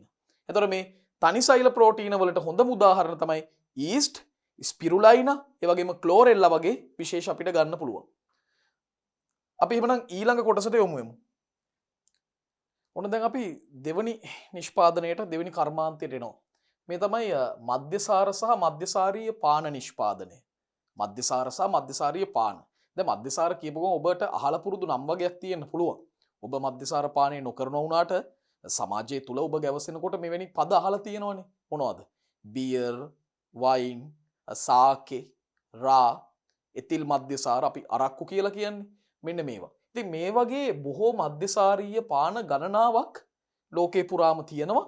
මේ මධ්‍යසාරීය පාන නිෂ්පාදනය කරන්න ශුද්ධජීවීන්ව භාවිතා කරනවා. හොඳට මතක තියාගන්න. මෙවැනි මධ්‍යසාරීය පාන වසර ගණනාවකට කලින් ඈත අතීතයේදී හැදුවා කියලා අපි මේ පාඩම පටන් ගන්නකොටම කිව්වා. මතකද? බැබිලෝනියානුවන්, සුමේරියානුවන් ඊස්ට්ව භාවිතා කරා කියලා. ඔන්න අපිට හම්බ වෙනවා ඊස්ට්ව. ඊස්ට් අපිට මුලින්ම මුණ ගැහෙන පාන වර්ගයක් තමයි මධ්‍යසාරීය පාන නිෂ්පාදනය. අපිට ඊස්ට් මුණ ගැහුණා තනිසෛල ප්‍රෝටීන විදිහට. මමයිට් හදනකොට මුණ ගැහුණා. දැන් මෙන්න අපිට මධ්‍යසාර පානයන් හදන්නත් ඊස්ට් භාවිතා වෙනවා. දැන් ඊස්ට් කියලා කියන්නේ මේ එයාගේ සාමාන්‍ය නාමය. දැන් අපි වෙළඳ පොළට ගිහිල්ලා හරි වෙළඳ මහත්මයාගෙන් ඇහුවොත් මුදලාලිගෙන් ඇහුවොත් අපිට ඊස්ට් දෙන්න කියලා එයා දන්නවා ඊස්ට් කියන්නේ මොකක්ද කියලා. හැබැයි අපි ගිහිල්ලා ඇහුවොත් සැකරොමයිසස් සෙරවිසියේ දෙන්න කියලා මුදලාලි මහත්තයාටත් පොඩි ගැටලුවක් එන්න පුළුවන්. මොකද සැකරොමයිසස් සෙරවිසිය කියලා විද්‍යාත්මක නාමයෙන් දන්නේ ජීව විද්‍යාව හදාරන අපි. සාමාන්‍ය ව්‍යවහාරයේදී මෙයාට කියන්නේ ඊස්ට් කියලා. අමතක කරන්න එපා, මම හැම වෙලාවෙම මතක් කරන දෙයක් මේ ඊස්ට් කියන්නේ දිලීර පවුලේ සමාජිකයෙක්. ගොඩක් ළමයි හිතන් ඉන්නවා ඊස්ට් කියන්නේ බැක්ටීරියා පවුලේ සමාජිකයෙක් කියලා. ඒක සම්පූර්ණයෙන්ම වැරදි. ඊස්ට් කියන්නේ හොඳ සූනියස්ටිකෙක්. ඒක සෛලිකයෙක් බව ඇත්ත. නමුත් හොඳ සූනියස්ටික සෛලයක්. හරි? ඉතින් දරුවනේ ඊස්ට් භාවිතා කරලා මධ්‍යසාරීය නිෂ්පාදන හදන්න පුළුවන් බව පසු කාලීනව විද්‍යාඥයෝ විද්‍යානුකූලවම දැනගත්තා. නමුත් ඒ ගැන නොදන්න කාලේ පවා අර බැබිලෝනියානුවන්, සුමේරියානුවන් මෙවැනි මධ්‍යසාරීය පාන නිෂ්පාදනය කරගෙන තියෙනවා. හරි. එතකොට බියර්, වයින්, සාකේ, රා, එතිල් මධ්‍යසාර වැනි බොහෝ මධ්‍යසාරීය පාන නිෂ්පාදන සඳහා ශුද්ධ ජීවීන් දායක වෙනවා. එතකොට මේ පාන වර්ග ගැන නම් විදිහට ඔබ නම් කීපයක් දැනගත්තට කමක් නැහැ. දැන් මේ ක්‍රියාවලියට දායක වෙන ප්‍රධානම ශුද්ධ ජීවියා තමයි ඊස්ට්. ඊස්ට් පුළුවන් විශේෂයෙන්ම සීනි සහිත උපස්තර, ඒ කියන්නේ මේ පැණි රස උපස්තර, ග්ලූකෝස් අඩංගු උපස්තර මේවා නිර්වායු තත්වයටතේ පැසීමේ ක්‍රියාවලියට ලක් කරන්න. එතන ප්‍රතිඵල දෙකක් ලැබෙනවා. ඒ කියන්නේ අවසාන වශයෙන් ලැබෙනවා එතනෝල් සහ කාබන් ඩයොක්සයිඩ්. ඒකට අදාළ සමීකරණයක් මම ඉදිරිපත් කරා. බලන්න දරුවනේ කරන වැඩේ. මේ ඊස්ට් පුළුවන් එතනෝල් සහ කාබන් ඩයොක්සයිඩ් බවට සීනි පැසවීම කරන්න පුළුවන්. මෙන්න සීනි. සීනි මේ උපස්තර. දැන් අපි දන්නවා මේ ග්ලූකෝස් ඉන්නේ. ප්‍රධාන වශයෙන්ම මේ ග්ලූකෝස් ඉන්නේ. හෙක්සෝස මොනොසැකරයිඩයක් නෙමෙයි ඉන්නේ. එතකොට සීනි ඊස් මගින් නිර්වායු තත්වයටතේදී එතනෝල් අණු දෙකක් මේ තියෙන එතනෝල්. එතනෝල් අණු දෙකක් සහ ඔබ දන්නවා කාබන් ඩයොක්සයිඩ් අණු දෙකක් බවට බිඳ වැටෙනවා. දරුවනේ මේ ඊස්ට්ලා රාශියක් ඉන්න ඉලෙක්ට්‍රෝන අන්වික්ෂීය ඡායාරූපයක්. ඔන්න ඊස්ට් හොඳට බලා ගන්නකො හැටියාගේ පෙනුම. හරි. එතකොට මෙන්න මේ ක්‍රියාවලිය මේ සමීකරණය තමයි සිද්ධ වෙන්නේ. මේ සමීකරණයට අදාළ ප්‍රතික්‍රියාව තමයි දරුවෝ සිද්ධ වෙන්නේ. සීනිමය උපස්තර ඊස්ට්ගේ පැසීමේ ක්‍රියාවලිය නිසා ප්‍රතිඵල කරගන්න පුළුවන් එතනෝල් සහ කාබන් ඩයොක්සයිඩ්. කාබන් ඩයොක්සයිඩ් වායුවක් නිසා මෙතනින් ඉවත් කරගන්න අපිට පුළුවන්. එතනෝල් තමයි අපි මධ්‍යසාරීය පාන විදිහට යොදාගන්නේ. ඊළඟට මෙන්න මේ කතන්දර ටිකත් අපිට වැදගත්, මේ කරුණු ටිකත් ඉතාම වැදගත් අපිට අපේ පාඩම ඉදිරියට ගෙන යන්න. ගෝලීය වශයෙන් එතනෝල් නිෂ්පාදනයෙන් 70%කට වඩා පැසීම මගින් නිපදවයි. ඒ කියන්නේ ගෝලීය වශයෙන් කියලා අදහස් කරන්නේ සමස්ත පෘථුවියටම. සමස්ත පෘථුවියේම එතනෝල් නිෂ්පාදනය විවිධ රටවල් වල සිද්ධ කරනවා. මේ සමස්ත එතනෝල් නිෂ්පාදනයෙන් 70%කටත් වඩා පැසීමේ ක්‍රියාවලිය මගින් තමයි මේ එතනෝල් නිෂ්පාදනය වෙන්නේ. පැසීමේ ක්‍රියාවලිය. දැන් විශේෂයෙන්ම උක් ශාකයෙන් ලබා ගන්න මේ උක් යුෂවල අපි දන්නවා තියෙන සීනි වර්ගය තමයි සුක්‍රෝස් කියන ඩයිසැකරයිඩ් මේ සීනි. එතකොට උක් වලින් ලබා ගන්න සුක්‍රෝස් පැසීමේ උපස්තරය ලෙස පුළුල්ව භාවිතා කරන්න පුළුවන්. මීට අමතරව ශාක වලින් ලැබෙන සරල සීනි වර්ග, ඒ වගේම කිරි නිෂ්පාදන අපද්‍රව්‍යත් භාවිතා කරන්න පුළුවන් මේ ක්‍රියාවලිය සඳහා. සරල සීනි වර්ග. දැන් හොඳම උදාහරණයක් තමයි බියර් නිෂ්පාදනයේට ධාන්‍යවල මෝල්ට් පැසීමේ ක්‍රියාවලිය තමයි බියර් නිෂ්පාදනයට යොදාගන්නේ. හරි? ධාන්‍යවල විශේෂයෙන්ම බාර්ලි වගේ ධාන්‍ය වර්ග යොදා ගන්නවා. වයින් නිෂ්පාදනයේ දරුවනේ වයින් නිෂ්පාදනයේදී විශේෂයෙන්ම අපි උපස්තරයේ විදිහට ගන්නේ පළතුරු වර්ග. දැන් ලෝකේ ප්‍රසිද්ධම වයින් නිෂ්පාදනය කරන්නේ මිදි වලින් කියලා ඔබ අහලා ඇති. මිදි වලින් එහෙම නැත්නම් වෙනස් සුදුසු පළතුරු. දැන් තැඹිලි වලින් පවා වයින් නිෂ්පාදනය කරන්න පුළුවන්. තැඹිලි වලිනුත් හදන්න පුළුවන් වයින්. ප්‍රධාන වශයෙන්ම මිදි හෝ වෙනත් සුදුසු පළතුරු පැසීම මගින් තමයි වයින් නිෂ්පාදනය කරන්නේ. දැන් අපි දේශීය නිෂ්පාදනයක් විදිහට අපි දන්න මධ්‍යසාර පානය වර්ගයක් තියෙන තමයි රා. මේ රා නිර්මාණය කරන්නේ කොහොමද? රා නිෂ්පාදනය කරන්නේ පොල්, තල් වගේ ශාකවල අර ෆ්ලෝයම යුෂය තියෙනවනේ. ඒ ෆ්ලෝයම යුෂය පැසීමට ලක් කරලා තමයි රා නිෂ්පාදනය කරන්නේ. ඊළඟට ගොඩක් අය දන්න මධ්‍යසාර වර්ගය තමයි අරක්කු, පොල්, ඒ වගේම උක් වැනි ශාකවල යුෂ පැසීමට ලක් කරලා තමයි අරක්කු නිෂ්පාදනය කරන්නේ. ඉතින් මේ පිළිබඳව අවබෝධයක් තියෙන්න ඕනේ. ගෝලීය වශයෙන් එතනෝල් නිෂ්පාදනයෙන් 70%කට වඩා පැසීම මගින් තමයි හදන්නේ. දැන් උක් වලින් ලබා ගන්න සුක්‍රෝස් පැසීමේ උපස්තරයේ විදිහට බහුලව භාවිතා කරනවා. ඒ වගේම මීට අමතරව ශාක වලින් ලැබෙන සරල සීනි, ඒ වගේම කිරි නිෂ්පාදන අපද්‍රව්‍යත් අපිට මධ්‍යසාර නිපදවීමට භාවිතා කරන්න පුළුවන් උපස්තර විදිහට. උදාහරණ ගත්තොත් දැන් බියර් වගේ මධ්‍යසාර වර්ගයකට ධාන්‍යවල තියෙන මෝල්ට් පැසීමෙන් තමයි මේක නිෂ්පාදනය කරන්නේ. අපි අහලා තියෙනවා වයින් වර්ග හදන්නේ පළතුරු වලින් කියලා. ඒතර වයින් මිදි හෝ වෙනත් සුදුසු පළතුරු පැසීම මගින් තමයි නිෂ්පාදනය කරන්නේ. දේශීය නිෂ්පාදනයක් වන රා නිෂ්පාදනය කරන්නේ පොල්, තල් වගේ ශාකවල යුෂය පැසීමට ලක් කරලා. ඒ පැසීම මගින් තමයි. අවසාන වශයෙන් මේ පොල්, උක් වගේ ශාකවල යුෂ පැසීමට ලක් කරලා අරක්කු නිෂ්පාදනය කිරීමත් කරන්න පුළුවන්. මේ දේවල් ගැන ඔබ යම් අවබෝධයක් තියෙන්නට ඕනේ. අපි එමුනම් ඊළඟ නිෂ්පාදනය ගැන සලකා බලමු. වැදගත්ම නිෂ්පාදනයකට අපි එන්නේ. විශේෂයෙන්ම ඔයගලන්ගේ අම්මලා ගෙවල් වල ඉන්න ගෘහණියන්ට වැදගත්ම ආහාර සකස් කරනකොට අවශ්‍ය වෙන සංයෝගයක් රසායනික ද්‍රව්‍යයක්. කවුද මේ? මේ තමයි විනාකිරි. විනාකිරි නිෂ්පාදනය අදියර දෙකකින් සිද්ධ වෙන ක්‍රියාවලියක්. එක පියවරකින් නෙමෙයි පියවර දෙකකින් සිද්ධ වෙනවා. මුලින්ම සිද්ධ වෙන පියවර තමයි මධ්‍යසාර පැසීම. ඒ කියන්නේ අර සීනිමේ උපස්තරයක් නිර්වායු තත්ත්වයටතේ සැකරොමයිසස් සෙරවිසියේ මගින් එයා නිපදවන එන්සයිම මගින් හරි මොන තත්ත්වයටපත් වෙන්න ඕනද? එතනෝල් සහ කාබන් ඩයොක්සයිඩ් බවට පත් වෙන්න ඕනේ. දෙවනි පියවර තමයි ඇසිටික් අම්ල පැසීම. මේ ඇසිටික් අම්ල පැසීම කියලා අදහස් කරන්නේ එතනෝල් ඉන්නනතුරුව ස්වායු තත්ත්වයටතේ ඇසිටික් අම්ලය සහ ජලය බවට පරිවර්තනය වෙනවා. එතනෝල් ස්වායු තත්ත්වයටතේ පත් වෙනවා ඇසිටික් අම්ලය සහ ජලය බවට. ඒ ක්‍රියාවලිය දිරිගන්වන්න දායක වෙන ශුද්ධ ජීවීන් තමයි දරුවනේ ඇසිටෝබැක්ටර් ග්ලූකොනොබැක්ටර්. ඔය කාණ්ඩ දෙකෙන් එකක් දායක වෙනවා. විශේෂයෙන්ම ඇසිටෝබැක්ටර් තමයි දායක වෙන්නේ. හරි. එතකොට හැදෙන ඇසිටික් අම්ලයට තමයි අපි කියන්නේ විනාකිරි කියලා. විනාකිරි නිපදවන්නේ මේ ඇසිටික් අම්ලයේ භාවිතේ. එතකොට මේ මූලික කාරණා දෙක දැනගන්න ඕනේ. විනාකිරි නිෂ්පාදනයේ දරුවනේ පියවර දෙකකින් සිද්ධ වෙන දෙයක්. පළවෙනි පියවර තමයි මධ්‍යසාර පැසීම. දැන් මෙතනදී මෝල්ට් ධාන්‍ය වල අඩංගු සීනි, එහෙම නැත්නම් තාල වර්ගයේ ශාකවල ෆ්ලෝයම් යුෂ, උග්ගස් නැත්නම් පළතුරු යුෂ, ඒ ඕනම දෙයක් සැකරොමයිසස් සෙරවිසියේ මගින් පැසීමට භාජනය කරනවා. එහෙම කරලා ලබා ගන්නවා එතනෝල්. ඒ එතනෝල් ඇසිටික් අම්ලයේ බවට පරිවර්තනය කිරීම තමයි මේ සමස්ත ක්‍රියාවලියේදී සිද්ධ වෙන්නේ. දැන් මේ එවැනි අවස්ථාවක් විනාකිරි නිෂ්පාදන ක්‍රියාවලිය සිදු කරන අවස්ථාවක රූප සටහනක් තමයි ඔබට මේ දීලා තියෙන්නේ. දැන් බලන්න ඊළඟ පියවර තමයි ඇසිටික් අම්ල පැසීම. දැන් අපි දන්නවා මධ්‍යසාරීය පැසීමේ ක්‍රියාවලියෙන් ලබාගත් එතනෝල් ටික මේක අසම්පූර්ණ ලෙස ඔක්සිකරණයෙන් අපිට ඇසිටික් අම්ලය නිපදව ගන්න පුළුවන්. ඇසිටික් අම්ලය බවට පරිවර්තනය කරන්න පුළුවන්. මේක අතිශයින්ම ස්වායු තත්ත්වයටතේ සිද්ධ වෙන ඇසිටෝබැක්ටර් විශේෂ ඒ වගේම ග්ලූකොනොබැක්ටර් විශේෂ භාවිතා වෙන ක්‍රියාවලිය. මේ දෙන්නම ඕනේ නැහැ. දෙන්නගේ එක්කෙනෙක් හිටියොත් ප්‍රමාණවත්. හරි. ඉතින් මෙන්න මේ කාරණා ටික බලන්න. ඇසිටික් අම්ල පැසීම. මධ්‍යසාර පැසීමෙන් ලබාගත් එතනෝල් අසම්පූර්ණ ඔක්සිකරණයෙන් ඇසිටික් අම්ලයේ බවට පරිවර්තනය කරනවා. මේ පියවර අතිශයින්ම ස්වායු වන අතර ඇසිටෝබැක්ටර් විශේෂ ඒ වගේම ග්ලූකොනොබැක්ටර් විශේෂ එයට දායක වෙනවා. මේක අතිශයින්ම ස්වායු ක්‍රියාවලියක්. ඇසිටෝබැක්ටර් විශේෂ වගේම ග්ලූකොනොබැක්ටර් විශේෂත් මේ ක්‍රියාවලියට දායක වෙනවා. ඉතින් මේ ශුද්ධ ජීවීන්ගේ නම් අනිවාර්යයෙන්ම දැනගන්න ඕනේ. බලන්න සමීකරණේ. මේ තමයි එතනෝල්. මේ එතනෝල් පැසීම තමයි සිද්ධ වෙන්නේ. ස්වායු තත්ත්වයටතේ තමයි මේ ක්‍රියාවලිය වෙන්නේ. එතකොට මේ ලැබෙන්නේ ඇසිටික් අම්ලය. විනාකිරි කියන්නේ මේවට. ඇසිටික් අම්ලය සහ ජලය ලැබෙනවා ප්‍රතිඵල විදිහට. එතකොට මේකට දායක වෙන්නේ ඇසිටික් අම්ල බැක්ටීරියා ඇසිටෝබැක්ටර්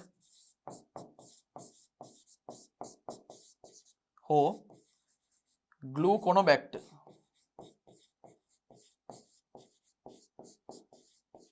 මෙන්න මේ ශුද්ධ ජීවීන් තමයි දායක වෙන්නේ. මෙන්න මේ කාරණා පිළිබඳව ඔබ අවබෝධයක් ලබා ගත යුතුයි.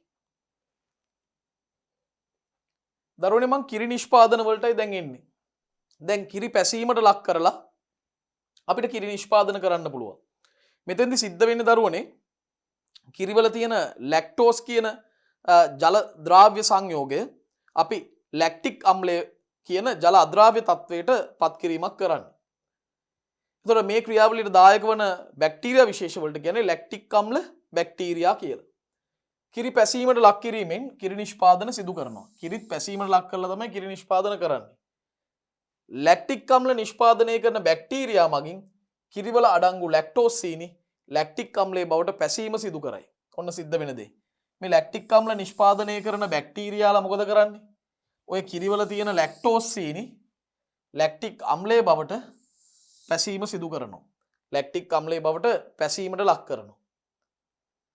පැස්ටරීකරණයේදී කිරිවල තියෙන බැක්ටීරියා මරා දමන නිසාම අපිට කිරි නිෂ්පාදනවලදී මේ ශුද්ධ ජීවීන්ව නැවතත් එකතු කරන්න වෙනවා. මොකද පැස්ටරීකරණ ක්‍රියාවලියේදී කිරිවල තියෙන බැක්ටීරියාවන් මරා දමනවනේ. ඒ යොදා ගන්න උෂ්ණත්ව නිසා. ඉතින් ඒ නිසා කිරි නිෂ්පාදනවලදී මේ අයව නැවත අපිට එකතු කිරීමක් සිද්ධ කරන්නත් වෙනවා. ඒ කාරණාවත් මතක තියාගන්න ඕනේ. පැස්ටරීකරණයේදී කිරිවල තියෙන බැක්ටීරියා මරා දමන බැවින් කිරි නිෂ්පාදනවලදී ඔවුන් නැවත එකතු කළ යුතුයි. දැන් උදාහරණයක් වශයෙන් කිරිවල තියෙන ලැක්ටෝස් සීනි, ලැක්ටෝස් කියන සීනි වර්ගය මේක ගොඩක් දරුවෝ හිතන්නේ මේ පැණි රහ නෑ කියලා. මේ ලැක්ටෝස් සීනි පැණි රහයි. හැබැයි පැණි රහ අඩු සීනි වර්ගයක්. ඒක මතක තියාගන්න. එතකොට කිරිවල අඩංගු ලැක්ටෝස් සීනි බලන්න මේ සමාජිකව කවුද කියලා? ලැක්ටෝබැසිලස් බුල්ගරිකස්, ලැක්ටෝකොකස් ලැක්ටිස්, ලැක්ටෝකොකස් ලැක්ටිස්, ස්ට්‍රෙප්ටෝකොකස් තර්මෝපිලස්, ස්ට්‍රෙප්ටෝකොකස් තර්මෝපිලස් මේ වගේ බැක්ටීරියාවන් අඩංගු මිශ්‍ර ගහනයක් මගින් පැසවීමෙන් මුදෝපු කිරි සහ යෝගට් නිෂ්පාදනය කරන්න පුළුවන්. කිරිවල අඩංගු ලැක්ටෝස් සීනි මත ක්‍රියාත්මක වෙනවා කවුද? ලැක්ටෝබැසිලස් බුල්ගරිකස්, ඒ වගේම ලැක්ටෝකොකස් ලැක්ටිස්, ස්ට්‍රෙප්ටෝකොකස් තර්මෝෆිලස්.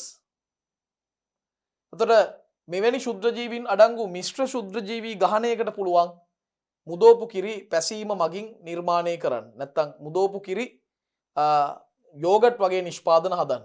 දැන් මෙතන මේ ශුද්ධජීවීන්ගේ භාවිතයේත් විවිධාකාරයි. දැන් ලැක්ටෝබැසිලස් බුල්ගරිකස් මගින් රසය ලබා දෙනවා. මේ බුල්ගරිකස්ට පුළුවන් රසය ලබා දෙන්න. ඒ වගේම ස්ට්‍රෙප්ටෝකොකස් විශේෂ වලට පුළුවන් ක්‍රීම් ආකාර වයනයක් ඇති කරන්න. ක්‍රීම් වගේ ස්වභාවයක් ඇති කරන්න පුළුවන්. ඒ වගේම රසයටත් මේ අය දායක වෙනවා. රසය ඇති කරන්නත් දායකත්වයක් මේ අයගෙන් ලැබෙනවා. ඒ ගැන දැනගන්න ඕනේ. ලැක්ටෝබැසිලස් බුල්ගරිකස් මගින් රසයද, ස්ට්‍රෙප්ටෝකොකස් විශේෂ මගින් ක්‍රීම් ආකාර වයනයක් නැත්නම් ස්වභාවයක්ද රසයද ලබා දෙයි. ඒ දෙකම ලබා දෙනවා. ස්ට්‍රෙප්ටෝකොකස් විශේෂ වලින් ක්‍රීම් ආකාරයේ වයනයකුත් දෙනවා. ඒ වගේම රසයකුත් ලබා දෙනවා. දැන් චීස් නිෂ්පාදනය ගත්තොත් දරුවෝ ස්ට්‍රෙප්ටෝකොකස් විශේෂ ඒ වගේම පෙනිසිලියම් දිලීර චීස් නිෂ්පාදනයට භාවිතා වෙනවා. ස්ට්‍රෙප්ටෝකොකස් විශේෂයි පෙනිසිලියම් කියන දිලීරයයි. ලැක්ටික් අම්ලයේ වාණිජව නිෂ්පාදනයේදී චීස් බටර් කර්මාන්තයෙන් නිපදවන අපද්‍රව්‍ය භාවිතා කරනවා. ලැක්ටික් අම්ලයේ වාණිජව නිෂ්පාදනය කරනකොට චීස් බටර් කර්මාන්තයෙන් ලැබෙන අපද්‍රව්‍ය භාවිතා කරනවා. ලැක්ටෝබැසිලස් බුල්ගරිකස්ට පුළුවන් ලැක්ටෝස් ලැක්ටික් අම්ලය බවට පැසීම සිදු කරන්න. ලැක්ටෝබැසිලස් බුල්ගරිකස්ට පුළුවන් ලැක්ටෝස් ලැක්ටික් අම්ලය බවට පරිවර්තනය කරන්න සිදු කරන්න. පැහැදිලිද? හරි. එතකොට මෙන්න මේ කාරණා ටික මතක තියාගන්න ඕනේ. චීස් නිෂ්පාදනයේට ස්ට්‍රෙප්ටෝකොකස් විශේෂ හා පෙනිසිලියම් දිලීර භාවිතා කරනවා. ද ලැක්ටික් අම්ලය වාණිජව නිෂ්පාදනය කරනකොට චීස් බටර් කර්මාන්තයෙන් නිපද වෙන අපද්‍රව්‍ය භාවිතා කරන්න වෙනවා. හරි. ලැක්ටික් අම්ලය වාණිජව නිෂ්පාදනයේදී චීස් බටර් වගේ කර්මාන්තයෙන් නිපද වෙච්ච අපද්‍රව්‍ය භාවිතා කරන්න වෙනවා. දැන් ලැක්ටෝබැසිලස් බුල්ගරිකස්ට පුළුවන් ලැක්ටෝස් ලැක්ටික් අම්ලය බවට පැසීම සිදු කරන්න. මේක කරන්නේ බුල්ගරිකස්. බුල්ගරිකස්ට පුළුවන් ලැක්ටෝස් සීනි ලැක්ටික් අම්ලය බවට පැසීම සිදු කරන්න පුළුවන්. පැහැදිලිද? මෙන්න මේ කාරණා ගැන තමයි දරුවනේ අපි හොඳින් අවබෝධ කරගන්න ඕනේ. අපි ඊළඟ කොටසට එහෙමනම් යමු. දරුවනේ පස්වෙනි නිෂ්පාදනය කාබනික අම්ල. කාබනික අම්ල. දැන් වාණිජ වශයෙන් නිපදවන කාබනික අම්ල වැඩි ප්‍රමාණයක් ලබා ගන්න ශුද්ධ ජීවීන්ගේ පැසීමේ ක්‍රියාවලිය මගින්. කාබනික අම්ල ගොඩක් විවිධ අවස්ථාවලදී ප්‍රයෝජනවත් වෙනවා.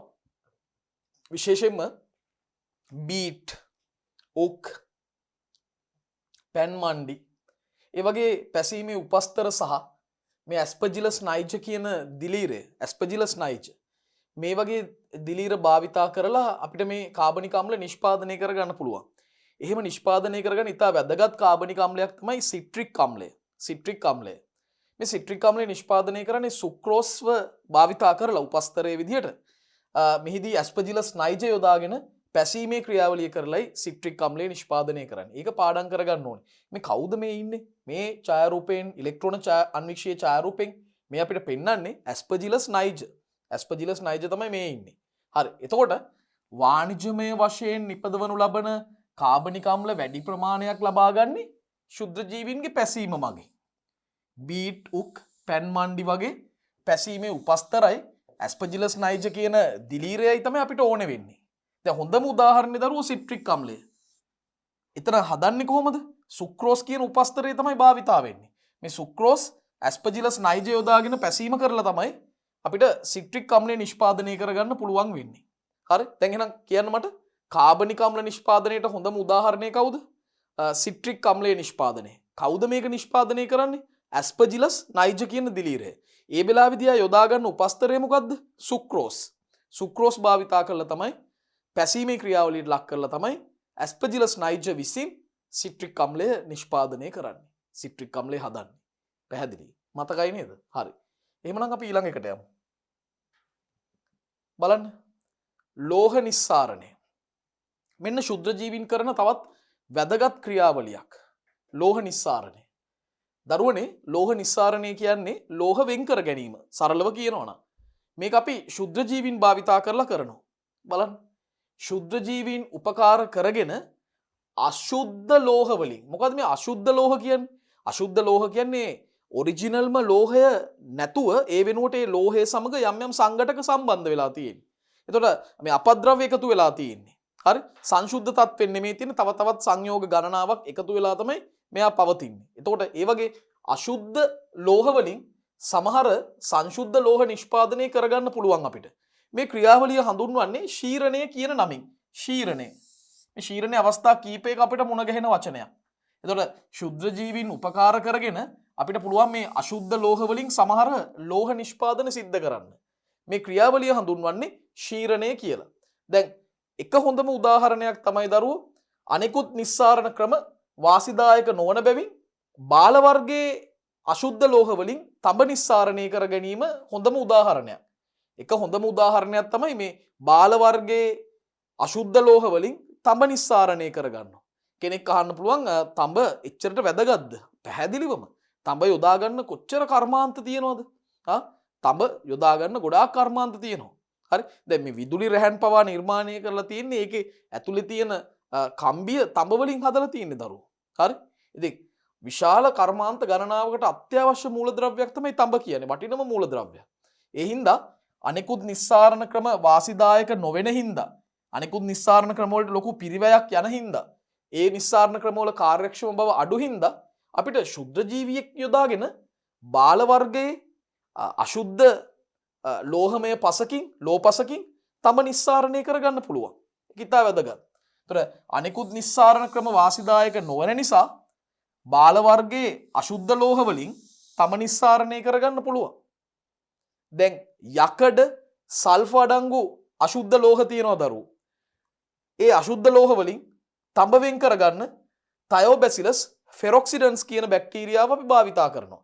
එතකොට දැන් මෙතන මේ තඹ තමයි අපිට වෙන් කරගන්න ඕනේ. හැබැයි තඹ වෙන් කරගන්න බැරි ඒ තඹ අඩංගු ඒ ස්කන්ධය තුල යකඩත් ඉන්නවා සල්ෆර්ත් ඉන්නවා. දැන් යකඩ නම් ලෝහයක්, සල්ෆර් කියන්නේ අලෝහයක්. හරි? ඒ වගේම දූවිලි අංශු, පස් අංශු මේ ඔක්කොම තියෙනවා මෙතන. එතකොට ඒව වලින් තඹ විතරක් වෙනමම වෙන් කරගන්න අපි උදව්වට ගන්නවා, සහයෝගයට ලබා ගන්නවා තයෝබැසිලස් ෆෙරොක්සිඩන්ස් කියන බැක්ටීරියාව. මේ ශුද්ධ ජීවී ක්‍රියාවලිය මගින් අශුද්ධ ලෝහ අඩංගු කොප 70%ක් විතර වෙන් කරගන්න පුළුවන්. මේක හොඳ කාර්යක්ෂම ක්‍රියාවලියක්. මොකද මේකෙන් අශුද්ධ ලෝහයෙන් කොප 70%ක් පමණ අපිට ඉවත් කරගන්න වෙන් කරගන්න පුළුවන්. දැන් කොප වලට විතරද මේක යොදා ගන්න කියලා දරුවෙක්ට ප්‍රශ්නයක් එන්න පුළුවන්. නෑ දරුවෝ. කොප වලට විතරක් නෙමෙයි. ඔබට පුළුවන් මේක යුරේනියම් වලට භාවිතා කරන්න. රත්රන්, කොබෝල්ට් අඩංගු ලෝපස්ද මෙවැනි ශුද්ධ ජීවී ක්‍රියාවලි මගින් අපිට ශීරණය කරගන්න පුළුවන්. ශීරණය කරනවා කියන්නේ ශුද්ධ ජීවී ක්‍රියාවලියක් භාවිතා කරලා අශුද්ධ ලෝහ වලින් සංශුද්ධ ලෝහ නැත්නම් අපිට ප්‍රයෝජනවත් ලෝහ වෙන් කර ගැනීම. ඒක හොඳට මතක තියාගන්න. හරි? ශුද්ධ ජීවීන් උපකාර කරගෙන අශුද්ධ ලෝහ වලින් සමහර ලෝහ නිෂ්පාදන ලබා ගැනීම තමයි, ලෝහ වෙන් කර ගැනීම තමයි මේ ශීරණය කියලා කියන්නේ. ඒ නිසා මේ යකඩ සල්ෆර් වගේ අශුද්ධ ලෝහ වලින් තඹ වෙන් කරගන්න තයෝබැසිලස් ෆෙරොක්සිඩන්ස් කියන බැක්ටීරියාව අපි භාවිත කරනවා. මේ ක්‍රියාවලිය මගින් අශුද්ධ ලෝහ අඩංගු කොප 70%ක් පමණ වෙන් කරගන්න පුළුවන්. අශුද්ධ ලෝහ අඩංගු කොප වලින් 70%ක් කොප වෙන් කරගන්න පුළුවන්. මේක කොප වලට විතරක් නෙමෙයි, යුරේනියම්, රත්රන්, කොබෝල්ට් වගේ ලෝපස්ද මේ වගේම ශුද්ධ ජීවී ක්‍රියාවලිය මගින් අපිට ශීරණය කරගන්න පුළුවන්. ඒක ඉතා වැදගත්. පැහැදිලිද? දැන් මේ කොටස තුල කියවිච්ච විශේෂ ශුද්‍ර ජීවියා කවුද? තයෝබැසිලස් ෆෙරොක්සිඩන්ස්. තයෝබැසිලස් ෆෙරොක්සිඩන්ස් ඉන්නේ මොන ක්‍රියාවලියට සම්බන්ධවද? ලෝහ නිස්සාරණය. විශේෂයෙන්ම මොන ලෝහයේද? යකඩ සල්ෆර් අඩංගු අශුද්ධ ලෝහ පස් වලින් නැත්නම් ලෝහ පස් වලින් කාබ නිස්සාරණය කරගන්නකොටද? කොපර් නිස්සාරණය කරගන්නකොට. මේ ක්‍රියාවලිය හඳුන්වන නම ශීරණය. දැක්කද? අපි ඉගෙනගත්ත කරුණු ඉගෙනගත්ත පාඩම් වල මේ පද මේ වචන මේ උදාහරණ අපි නැවත නැවතත් මෙනෙහි කරන්න ඕනේ. අපි රිවිෂන් කරන්න ඕනේ මේවා. එතකොට තමයි මේවා අපේ ගැඹුරු මතකයට යන්නේ. හරි. තව එකපාරක් මතක් කරමු. මොකද්ද ශීරණය කියන්නේ? ශුද්ධ ජීවීන් උපයෝගී කරගෙන ඔවුන්ගේ ක්‍රියාවලි භාවිතා කරලා අශුද්ධ ලෝහ වලින් මිනිසාට ප්‍රයෝජනවත් සංශුද්ධ ලෝහ නිස්සාරණය කර ගැනීම වෙන් කර ගැනීම ඒ ක්‍රියාවලිය හඳුන්වන්නේ ශීරණය කියලා.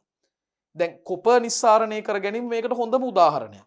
යකඩ සල්ෆර් වගේ දේවල් අඩංගු අශුද්ධ ලෝහ සාම්පල් වලින් ලෝපස් වලින් කොපර් නිස්සාරණය කරගන්න අපිට තයෝබැසිලස් ෆෙරොක්සිඩන්ස් කියන බැක්ටීරියාව යොදා ගන්න පුළුවන්. හරි? ඔන්න ඔය කාරණා මතක තියෙන්න ඕනේ. දැන් කාබනික අම්ල නිෂ්පාදනය කරන්න ගත්තේ කාවද? අපි එතනදී ඇස්පර්ජිලස් නයිජව ගත්තා. කාව නිෂ්පාදනය කරන්නද? සිට්‍රික් අම්ලය. මොකක්ද උපස්තරේ? සුක්‍රෝස්. සුක්‍රෝස්ව බිඳ හෙලලා සුක්‍රෝස් පැසීමට ලක් කරලා ඇස්පර්ජිලස් නයිජ විසින් සිට්‍රික් අම්ලය කියන කාබනික අම්ලය නිපදවනවා. අන්න උදාහරණ. දැන් මේ උදාහරණයි නිෂ්පාදනයි මතක තියාගන්න ඕනේ දරුවෝ. පැහැදිලිද? දැන් මධ්‍යසාරීය නිෂ්පාදන වලට ගත්තේ කාවද? ඊස්ට් හෙවත් සැකරොමයිසස් සෙරවිසියේ. එයා මොකද්ද කරේ? එයා කරේ ග්ලූකෝස් වගේ තියෙන සරල සීනි වර්ග එයා උපස්තරය විදිහට ඒ සරල සීනි යොදාගෙන ඒවා නිර්වායු තත්ත්වයටතේ පැසීමට ලක් කරා. එතනදී එතනෝල් සහ කාබන් ඩයොක්සයිඩ් හැදුනා. හරි? ඒතකොට එතනෝල් අපි මධ්‍යසාරීය පාන විදිහට භාවිතා කරනවා. ඒ වගේම කිරි නිෂ්පාදනවලදී ඔබට මතක ඇති අපි කතා කරා. අපි එතනදී යොදාගත්ත ලැක්ටෝබැසිලස් බුල්ගරිකස්, ලැක්ටෝබැසිලස් ලැක්ටිස්, ඒ වගේම ස්ට්‍රෙප්ටොකොකස් තර්මොෆිලස් වගේ කට්ටිය. හරි? මේ වගේ සමාජිකයෝ යොදාගෙන අපි කිරි නිෂ්පාදන විශේෂයෙන්ම කිරි මිදවීම නැත්තම් ඒ වගේම යෝගට් නිෂ්පාදන මේ වගේ දේවල් කරා. අපි එතනදී කිව්වා කවුද රසය ඇති කරන්න දායක වෙන්නේ? ක්‍රීම් ආකාර වයනය ඇති කරන්න සහ රසය ඇති කරන්න දායක වෙන්නේ කවුද? මේවට උදාහරණ අපි කිව්වා දරුවෝ. මේ දේවල් මතක තියාගන්න ඕනේ. තනිසෛල ප්‍රෝටීන ගැන කිව්වා. හරි? එතනදී ඊස්ට් ගැන කිව්වා, ස්පිරුලයිනා ගැන කිව්වා, ක්ලෝරෙල්ලා ගැන කිව්වා. හරි? ඒවත් මතක තියෙන්න ඕනේ. එතකොට අපි දැන් මේ වෙනකොට කතා කරා තනිසෛල ප්‍රෝටීන, මධ්‍යසාර සහ මධ්‍යසාරීය පාන ගැන, ඒ වගේම කිරියාශ්‍රිත නිෂ්පාදන ගැන කතා කරා. පැහැදිලිද? කිරියාශ්‍රිත නිෂ්පාදන. ඇයි විනාකිරි නිෂ්පාදනය? ඒකත් මතක් කරමු. ඒක පියවර දෙකකින් සමන්විතයි. එකක් තමයි පළමු පියවර තමයි එතනෝල් පැසීමේ ක්‍රියාවලිය. ඒ සඳහා තමයි ඊස්ට් දායක වුණේ සැකරොමයිසස් සෙරවිසියේ. එතනින් පස්සේ ස්වායු තත්ත්වයටතේ සිද්ධ වුණා ඇසිටික් අම්ල පැසීම. එතනදී ඇසිටෝබැක්ටර් ග්ලූකොනෝබැක්ටර් කියන වර්ග දෙකෙන් ඕනම ආකාරයක් භාවිතා කරන්න පුළුවන් කියලා අපි කිව්වා. හරි? එතකොට තනිසෛල ප්‍රෝටීන ගැන කතා කරා. මධ්‍යසාර සහ මධ්‍යසාරීය නිෂ්පාදන ගැන කතා කරා. විනාකිරි නිෂ්පාදනය, කිරියාශ්‍රිත නිෂ්පාදන, ඒ වගේම කාබනික අම්ල නිෂ්පාදනය සහ ලෝහ නිස්සාරණය. මේ 6 වෙනි එක ලෝහ නිස්සාරණය. මම මේ පාඩම පුරාම කලින් කතා කරපු විෂය කරුණු ඔබට මතක් කරවනවා. හොඳට මතක තියාගන්න. මගේ අරමුණ තමයි දරුවනේ මේ පාඩම අවසන් වෙනකොට මේ සියලුම මූලික මාතෘකා ඒ මාතෘකාවලට අදාළව සිදුවන ක්‍රියාවලි සහ ඊට යොදා ගන්නා ශුද්‍ර ජීවියා කවුද කියන එක ඔබට මතක් කරන එක. මේක අපි පාඩම් කරගන්න ඕනේ. මේ පාඩම ගොඩක් දරුවෝ හරිම නීරසයි කියලා අතාරින පාඩමක්. ජීව විද්‍යාව තුළ කොතනවත් නීරස බවක් නැහැ. නීරස බව තියෙන්නේ ඔබ ඒ කොටස් ඉගෙන ගන්න ක්‍රමය අනුව. ඉතින් ඒ නිසා මතක තියාගන්න ක්‍රම හදාගත්තොත් නැවත නැවත මේක මෙනෙහි කරොත් මේ විෂය කරුණු සාමාන්‍යයෙන් මේවා ඔබේ ගැඹුරු මතකයට යනවා. මම භාවිතා කරන මේ ක්‍රමය. ඉතින් අපි එමු ඊළඟ කොටසට. අපි ලෝහ නිස්සාරණය ගැන සාකච්ඡා කරපු නිසා දරුවනේ අපිට ඊළඟ පියවර තවත් කර්මාන්තයක් තවත් නිෂ්පාදනයක් පිළිබඳව දැන් සාකච්ඡා කරන්නට පුළුවන්. අපි එහෙනම් ඒකට යොමු වෙමු. දැන් දරුවනේ අපි යන්නේ විටමින් නිෂ්පාදනය ගැන කරුණු සාකච්ඡා කරන්න. පුද්ගල ආහාර පරිපූරක සඳහා මතකනේ ආහාර පරිපූරක ෆුඩ් සප්ලිමන්ට් කියලා කිව්වේ. ඒතර මේ පුද්ගල ආහාර පරිපූරක සඳහා ලාභදායී විටමින් ප්‍රභව ශුද්‍රජීවී ප්‍රභව මගින් සපයනවා. පුද්ගලයන්ගේ ආහාර පරිපූරක ඒ අවශ්‍යතා සඳහා ලාභදායී විටමින් ප්‍රභව ශුද්‍ර ජීවීන්ට සපයන්න පුළුවන්. දැන් ඒ අනුව උදාහරණ කීපයක් තියෙනවා. මේ උදාහරණ ටික පාඩම් කරන්න ඕනේ. මේක ප්‍රධාන වශයෙන්ම දරුවනේ විභාගයට අපෙන් ප්‍රශ්න නගන්නේ බහුවර්ණ වලට. බලන්න පසුගිය විභාග ප්‍රශ්න අධ්‍යයනය කරලා බහුවර්ණ වලට නිතරම අහන ප්‍රශ්න. එතකොට විටමින් B12 මේ විටමින් B12 නිපදවන්න හැකියාවක් තියෙනවා සියුඩෝමොනාස් විශේෂ වලට. ඒ වගේම ප්‍රොපියෝනිබැක්ටීරියම් විශේෂ වලට. මේ බලන්න විටමින් B12 කවුද නිෂ්පාදනය කරන්නේ? සියුඩෝමොනාස් විශේෂ. ඒ වගේම ප්‍රොපියෝනිබැක්ටීරියම් විශේෂ. රයිබෝෆ්ලෙවින් කියන විටමින් එක විටමින් B2 මේක නිෂ්පාදනය කරන්න හැකියාවක් තියෙනවා දිලීර වලට. දිලීර මගින් සිදු කරන පැසීම මගින් රයිබෝෆ්ලෙවින් නිෂ්පාදනය කරන්න පුළුවන්. ඇසිටෝබැක්ටර් විශේෂ භාවිතා කරලා විටමින් C නිෂ්පාදනය කරන්න පුළුවන්. ඒතර රයිබෝෆ්ලෙවින් දිලීර පැසීම විටමින් C ඇසිටෝබැක්ටර් විශේෂ. එනිසා මෙන්න මේ උදාහරණ කීපෙම මතක තියාගන්න ඕනේ.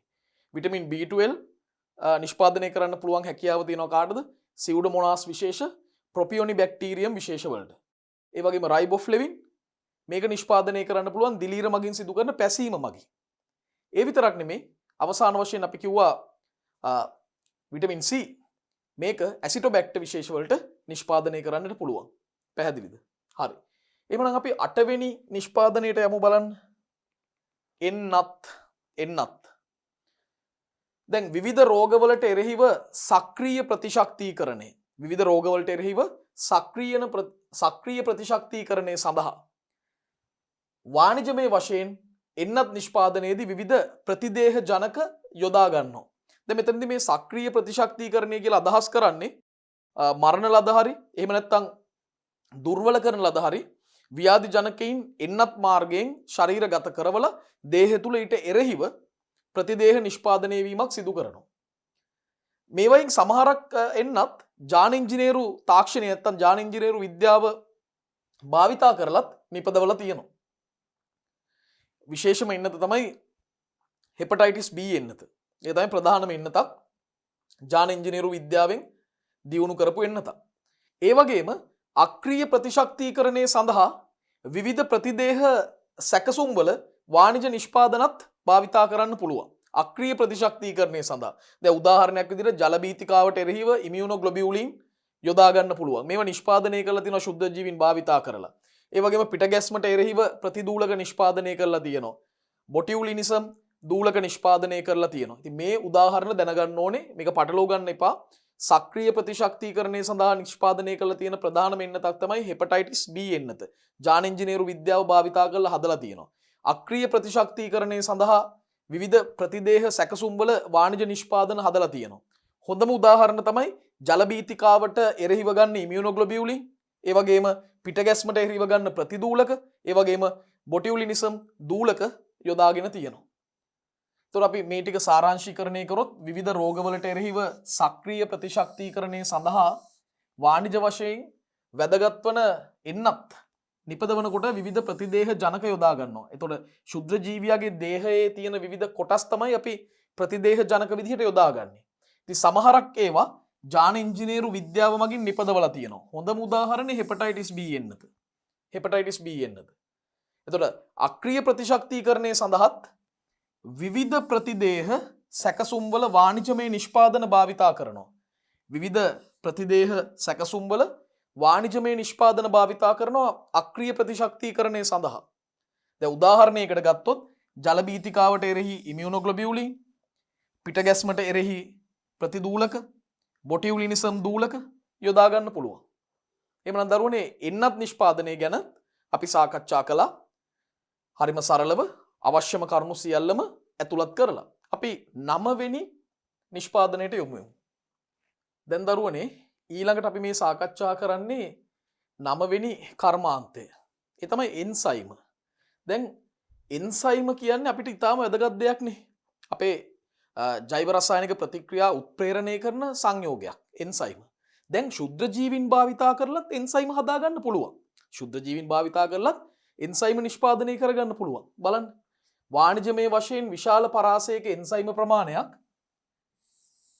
ශුද්ධ ජීවීන් විසින් නිපදවනු ලබයි. ශුද්‍රජීවි නිෂ්පාදනය කරනවා. මොනවද? ඇමයිලේස්. දැන් මේ ඇමයිලේස් කියන එන්සයිමේ හදන්න ප්‍රධාන වශයෙන් ශුද්‍රජීවීන් 3 දෙනෙක් අපිට භාවිතා කරන්න පුළුවන්. Aspergillus niger මේ Aspergillus oryza, Bacillus subtilis. ඒ 3 දෙනාම යොදාගෙන අපි ඇමයිලේස් නිෂ්පාදනය කරන්න. ඊළඟ එන්සයිමේ තමයි ප්‍රෝටියේස්. ද ප්‍රෝටීන ජල විච්ඡේදනය කළ හැකි එන්සයිම කාණ්ඩය ප්‍රෝටියේස්. ප්‍රෝටියේස් නිෂ්පාදනය කරන්න ගන්නවා Aspergillus oryzae. දැන් එතකොට අපිට පේනවා එකම ශුද්‍රජීවියා මගින් එකිනෙකට වෙනස් එන්සයිම නිපදව ගන්න පුළුවන්. මොකද Aspergillus oryzae භාවිතා කරලා ප්‍රෝටියේස් හදන්නත් පුළුවන්, ඇමයිලේස් හදන්නත් පුළුවන්. ඊළඟ ලයිපේස්, ලිපිඩ ජීර්ණය කරන්න පුළුවන් ලයිපේස්. එයාව නිෂ්පාදනය කරන්නේ රයිසෝපස් විශේෂයක් භාවිතා කරලා. රයිසෝපස් ලයිපේස් නිෂ්පාදනය කරන්නේ. හතරවෙනි කෙනා ඉන්වර්ටේස්. ඉන්වර්ටේස් නිෂ්පාදනය කරන්න සැකරොමයිසස් සෙරවිසි අපි දන්න ඊස්ට් යොදා ගන්නවා. සැකරොමයිසස් සෙරවිසි. මෙන්න නැවත අපිට මුණ ගැහෙනවා Aspergillus niger ඒ මොනාටද? සෙලියුලේස් නිෂ්පාදනය කරන්න. සෙලියුලේස් හදන්න. දැන් නයිජව අවස්ථා දෙකකදී ගත්තා. ඇමයිලේස් හදන්නත් ගන්නවා, සෙලියුලේස් හදන්නත් ගන්නවා. Aspergillus oryzae අවස්ථා දෙකකදී ගත්තා. ඇමයිලේස් හදන්නත් ගත්තා, ප්‍රෝටියේස් හදන්නත් ගත්තා. දැන් මේ වගේ උදාහරණ අපිට පාඩම් කරගන්න ඕනේ, දැනගන්න ඕනේ. හරි. එහෙනම් මේකේ සාරාංශයකට එමු. වාණිජමය වශයෙන් විශාල පරාසයක එන්සයිම ප්‍රමාණයක් ශුද්‍රජීවීන් විසින් නිෂ්පාදනය කරනවා. එතකොට ඇමයිලේස් නිෂ්පාදනය කරනවා Aspergillus niger, Aspergillus oryzae. ඒ වගේම Bacillus subtilis. දැන් අපිට ගත්තොත් ප්‍රෝටියේස් Aspergillus oryzae නිෂ්පාදනය කරනවා. ඊළඟට ගත්තොත් ලයිපේස් රයිසෝපස් විශේෂයක් නිෂ්පාදනය කරනවා. ඊළඟට ඉන්වර්ටේස් සැකරොමයිසස් සෙරවිසිය නිෂ්පාදනය කරද්දී සෙලියුලේස් Aspergillus niger විසින් නිෂ්පාදනය කරනවා. මෙන්න මේ ටික පාඩම් කරගන්න ඕනේ එන්සයිම ටිකත්. ඒ වගේම එම එන්සයිම නිපදවන ශුද්‍රජීවීන් කවුද කියන එක හොඳින් පාඩම් කරගන්න ඕනේ, පටලවා ගන්න නැතුව. හරි. එහෙනම් දරුවනේ අපි ඊළඟ කර්මාන්තයට යමු. ප්‍රතිජීවක. දැන් එන්නත් ගැන කිව්වා, ඊළඟට අපි එනවා ප්‍රතිජීවක වලට. දැන් ප්‍රතිජීවක විශේෂයෙන්ම ශුද්‍රජීවීන්ගෙන් ඉතා වැදගත් ද්විතීක පරිවෘතිජ ද්‍රව්‍යයක් විදිහටයි ප්‍රතිජීවක හඳුන්වන්නේ. ශුද්‍රජීවීන් මගින් නිෂ්පාදනය කරගන්න ද්විතීක පරිවෘතිජ ද්‍රව්‍යයක්. දැන් ප්‍රධාන වශයෙන්ම ප්‍රතිජීවක නිෂ්පාදනය කරන්නේ ශුද්‍රජීවීන්ගේ පැසීමේ ක්‍රියාවලි භාවිතා කරලා. ශුද්‍රජීවීන් සිදු කරන පැසීමේ ක්‍රියාවලි ප්‍රයෝජනයට අරන් තමයි අපි ප්‍රතිජීවක නිෂ්පාදනය කරන්නේ. විෂය නිර්දේශය තුල ප්‍රධාන ප්‍රතිජීවක තුනක් එය නිෂ්පාදනය කරන, එය සංශ්ලේෂණය කරන ශුද්‍රජීවිනුත් උදාහරණ විදිහට අපිට දීලා තියෙනවා. අපි මේ තුන අනිවාර්යයෙන්ම පාඩම් කරගන්න ඕනේ. ටෙට්‍රසයික්ලින්. දරුවනේ ටෙට්‍රසයික්ලින් ගැන ඔබ මේ වන විට යමක් දන්නවා. මතකද? අපේ දෙවන පාඩම් මාලාවේදී අපි කිව්වා අපි ප්‍රතිජීවක ගැන කතා කරානේ. හරි? බැක්ටීරියා මගින් ඇති කරන රෝග සඳහා බැක්ටීරියා රෝග වලට එරෙහිව භාවිතා කරන ඵලදායී ප්‍රතිශුද්ධජීවී ද්‍රව්‍ය. ඒව තමයි අපි කිව්වේ ප්‍රතිජීවක කියලා. ටෙට්‍රසයික්ලින් එක්කම තව සහෝදර ප්‍රතිජීවකයකුත් තිබ්බ මතකද? ඒ තමයි එරිත්‍රොමයිසින්. මේ දෙන්නම කරේ මොකද්ද? බැක්ටීරියා සෛලවල ප්‍රෝටීන සංශ්ලේෂණය නිෂේධනය කරපු එක. හරි? එතකොට දරුවනේ ටෙට්‍රසයික්ලින් නිපදවන කෙනා ගැන මෙතනදී දීලා තියෙනවා. ස්ට්‍රෙප්ටොමයිසස් අවුරියෝෆේෂියන්ස් තමයි ටෙට්‍රසයික්ලින් නිෂ්පාදනය කරන ශුද්‍රජීවියා. හරි? ස්ට්‍රෙප්ටොමයිසස් අවුරියෝෆේෂියන්ස්. පෙනිසිලින්. පෙනිසිලින් නිෂ්පාදනය කරන්නේ දරුවනේ පෙනිසීලියම් ක්‍රිසෝජෙනම්. පෙනිසීලියම් ක්‍රිසෝජෙනම්. දැන් පැරණි විෂය නිර්දේශය තුල පෙනිසිලින් නිෂ්පාදනය කරන්න පෙනිසීලියම් නොටාටුම්ටත් හැකියාවක් තිබුණා. අපේ නව නිර්දේශය තුල අපිට දීලා තියෙනවා පෙනිසීලියම් ක්‍රිසෝජෙනම්. ඒ වගේම ස්ට්‍රෙප්ටොමයිසින් නිෂ්පාදනය කරන්න ස්ට්‍රෙප්ටොමයිසස් ග්‍රිසේයස් කියන ශුද්ධජීවියා දායක වෙනවා. ස්ට්‍රෙප්ටොමයිසස් ග්‍රිසේයස්. ඉතින් මේ නාමකරණයන් ගැන හොඳ අවබෝධයක් තියෙන්න ඕනේ උදාහරණ සහිතව. ටෙට්‍රසයික්ලින් නිෂ්පාදනය කරන්න ස්ට්‍රෙප්ටොමයිසස් අවුරියෝෆේෂියන්ස්, පෙනිසිලින් නිෂ්පාදනය කරන්න පෙනිසීලියම් ක්‍රිසෝජෙනම්, ඒ වගේම ස්ට්‍රෙප්ටොමයිසින් නිෂ්පාදනය කරන්න ස්ට්‍රෙප්ටොමයිසස් ග්‍රිසේයස් දායක වෙනවා. එතකොට ශුද්ධජීවීන්ගෙන් ඉතා වැදගත් ද්විතීක පරිවෘතිජ ද්‍රව්‍යයක් තමයි ප්‍රතිජීවක කියන්නේ. ද්විතීක පරිවෘතිජ ද්‍රව්‍යයක්. එතකොට ප්‍රතිජීවක රාශියක් නිපදවන්නේ ශුද්ධජීවීන් සිදු කරන පැසීමේ ක්‍රියාව මගින්. මෙන්න මේක වැදගත්. MCQ වලට පවා අහන්න පුළුවන් ශුද්ධ ජීවීන් සිදු කරන පැසීමේ ක්‍රියාවලිය මගින් තමයි ප්‍රතිජීවක නිෂ්පාදනය කරන්නේ. හරි. එහෙමනම් දරුවනේ අපි 11 වන කර්මාන්තයට භාවිතයට යමු. මොකද්ද බලමු 11 වෙනි කර්මාන්තය? හෝමෝන. තාම වැදගත් කොටසක් දරුවෝ. හෝමෝන නිෂ්පාදනය. දැන් විශේෂයෙන්ම මානව ඉන්සියුලින්. දැන් ලෝකයේ තියෙන දරුණුම රෝග ආබාධයක්නේ දියවැඩියාව කියන්නේ. ඒතර දියවැඩියාව සඳහා ප්‍රතිකාරයක් වශයෙන් දියවැඩියා රෝගීන්ට ඉන්සියුලින් නිෂ්පාදනය කරලා ඒවා එන්නත් කරනවා. ඒවා ශරීරගත කරනවා, නික්ෂේප කරනවා. හරි. එතකොට කාලයකට කලින් දරුවනේ ඉන්සියුලින් නිෂ්පාදනය කරේ සතුන් භාවිතා කරලා. දැන් මේ ක්‍රියාවලියට ගොඩක්ම විරෝධයක් එල්ල වුණා විශේෂයෙන්ම සත්ව අවිහිංසාවාදී සත්වයින්ගේ හිමිකම් ගැන කතා කරන හඬ නගන සංවිධාන පරිසර සංවිධාන ඒ වගේ ආයතන වලින් ඇතිවෙච්ච ලොකු විරෝධය නිසා පසු කාලීනව සත්වයින් මේ කටයුතු වලට යොදා ගන්නවා වෙනුවට තාක්ෂණයේ වැඩි දියුණු කරලා කෘත්‍රිමව මේ නිෂ්පාදන ලබා ගන්නට විද්‍යාඥයින් පෙළඹුණා. හොඳ පියවරක් ඒක. ඒකේ ප්‍රතිඵලයක් විදිහට තමයි ශුද්ධ ජීවීන්ගේ තාක්ෂණය භාවිතා කරලා ශුද්ධ ජීවීන් උපයෝගී කරගෙන අද වෙන විට මානව ඉන්සියුලින් කෘත්‍රිමව සහ ඉතා සාර්ථකව නිෂ්පාදනය කරනවා.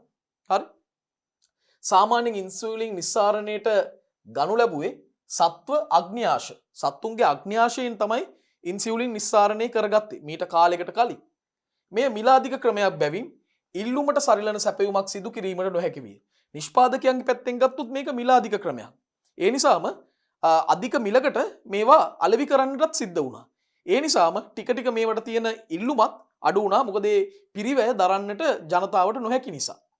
දැනට ලාභදායී ලෙස ඉන්සියුලින් නිපදවනු ලබන්නේ ජාන විකරණය කරන ලද. ඒ කියන්නේ ජානවල වෙනස්කම් ඇති කරන ලද E. coli, Escherichia coli, ඒ වගේම Saccharomyces cerevisiae නැත්නම් ඊස්ට් වගේ ශුද්ධ ජීවීන් මගින්. දැන්ට ලාභදායී ලෙස ඉන්සියුලින් නිපදවන්නේ Escherichia coli සහ Saccharomyces cerevisiae කියන ශුද්ධ ජීවීන්ගෙන්. හැබැයි ඒගොල්ලන්ගේ ජාන විකරණය කරලා තියෙන. ජානවල යම් යම් වෙනස්කම් කරලා වැඩි දියුණු කරලා තියෙන. ඉතින් වැඩි දියුණු කරපු කෙනෙක්ගෙන් ලොකු ප්‍රයෝජනයක් මේ ඉන්සියුලින් නිපදවීමට ගන්න පුළුවන්. මේ හැදෙන ඉන්සියුලින් දරුවනේ අපේ ශරීරයේ ස්වභාවිකව අග්න්‍යාශයේ ලැංගහැන් දීපිකාවල බීට සෛල වලින් ශ්‍රාවය කරන ඉන්සියුලින්ට 100%ක්ම සර්ව සමයි. 100%ක්ම සමානයි. ඒ නිසා මේ ඉන්සියුලින් ගැන මේ කෘත්‍රිමව නිෂ්පාදනය කරලා ලබා ගන්න ඉන්සියුලින් ගැන බය වෙන්න දෙයක් නැහැ. ඒක සෞඛ්‍යයට ගැලපෙනවා, සෞඛ්‍ය ආරක්ෂිතයි. ඒ අනුව හෝමෝන නිෂ්පාදනයේදී මුලින්ම කතා කරන්න ඕනේ මානව ඉන්සියුලින්. සාමාන්‍යයෙන් ඉන්සියුලින් නිස්සාරණය කරගත්තේ සත්වයින් පාවිච්චි කරලා ඔවුන්ගේ අග්න්‍යාශ භාවිතා කරලා. මේක මිල අධික ක්‍රමයක් නිසා ඉල්ලුමට සරිලන සැපයුමක් දෙන්න බැරි වුණා.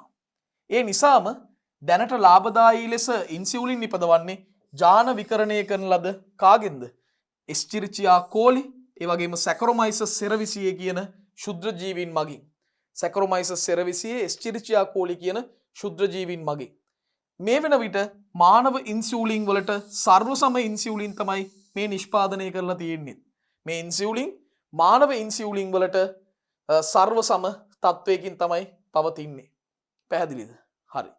එහෙමනම් දරුවනේ අපි ඊළඟ කොටසට යමු වෙමු.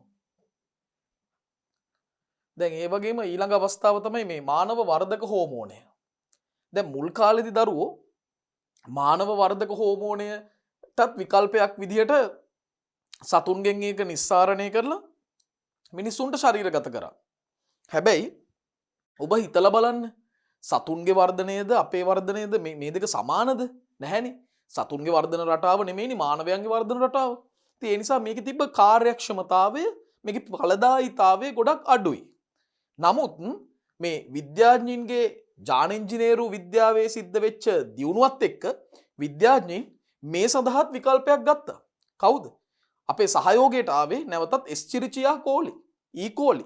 ඉතින් E. coli භාවිතා කරලා අද වන විට මානව ඉන්සියුලින් හෝමෝනය වගේම දරුවනේ මානව වර්ධක හෝමෝනයත් ඉතා සාර්ථක ලෙස මහ පරිමාණයෙන් නිපදවනවා. මේ පොඩි ප්‍රමාණවලින් නෙමෙයි, මහ පරිමාණයෙන් නිෂ්පාදනය කරනවා.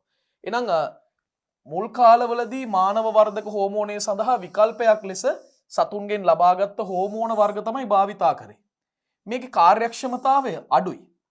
වර්තමානයේදී ජාන ඉංජිනේරු විද්‍යාවෙන් ලබාගත් E. coli මගින් මේ හෝමෝනය විශාල පරිමාණයෙන් නැත්නම් මහ පරිමාණයෙන් සාර්ථකව නිෂ්පාදනය කරනවා. මහ පරිමාණයෙන් සාර්ථකව නිෂ්පාදනය කරනවා. පැහැදිලිද? හරි.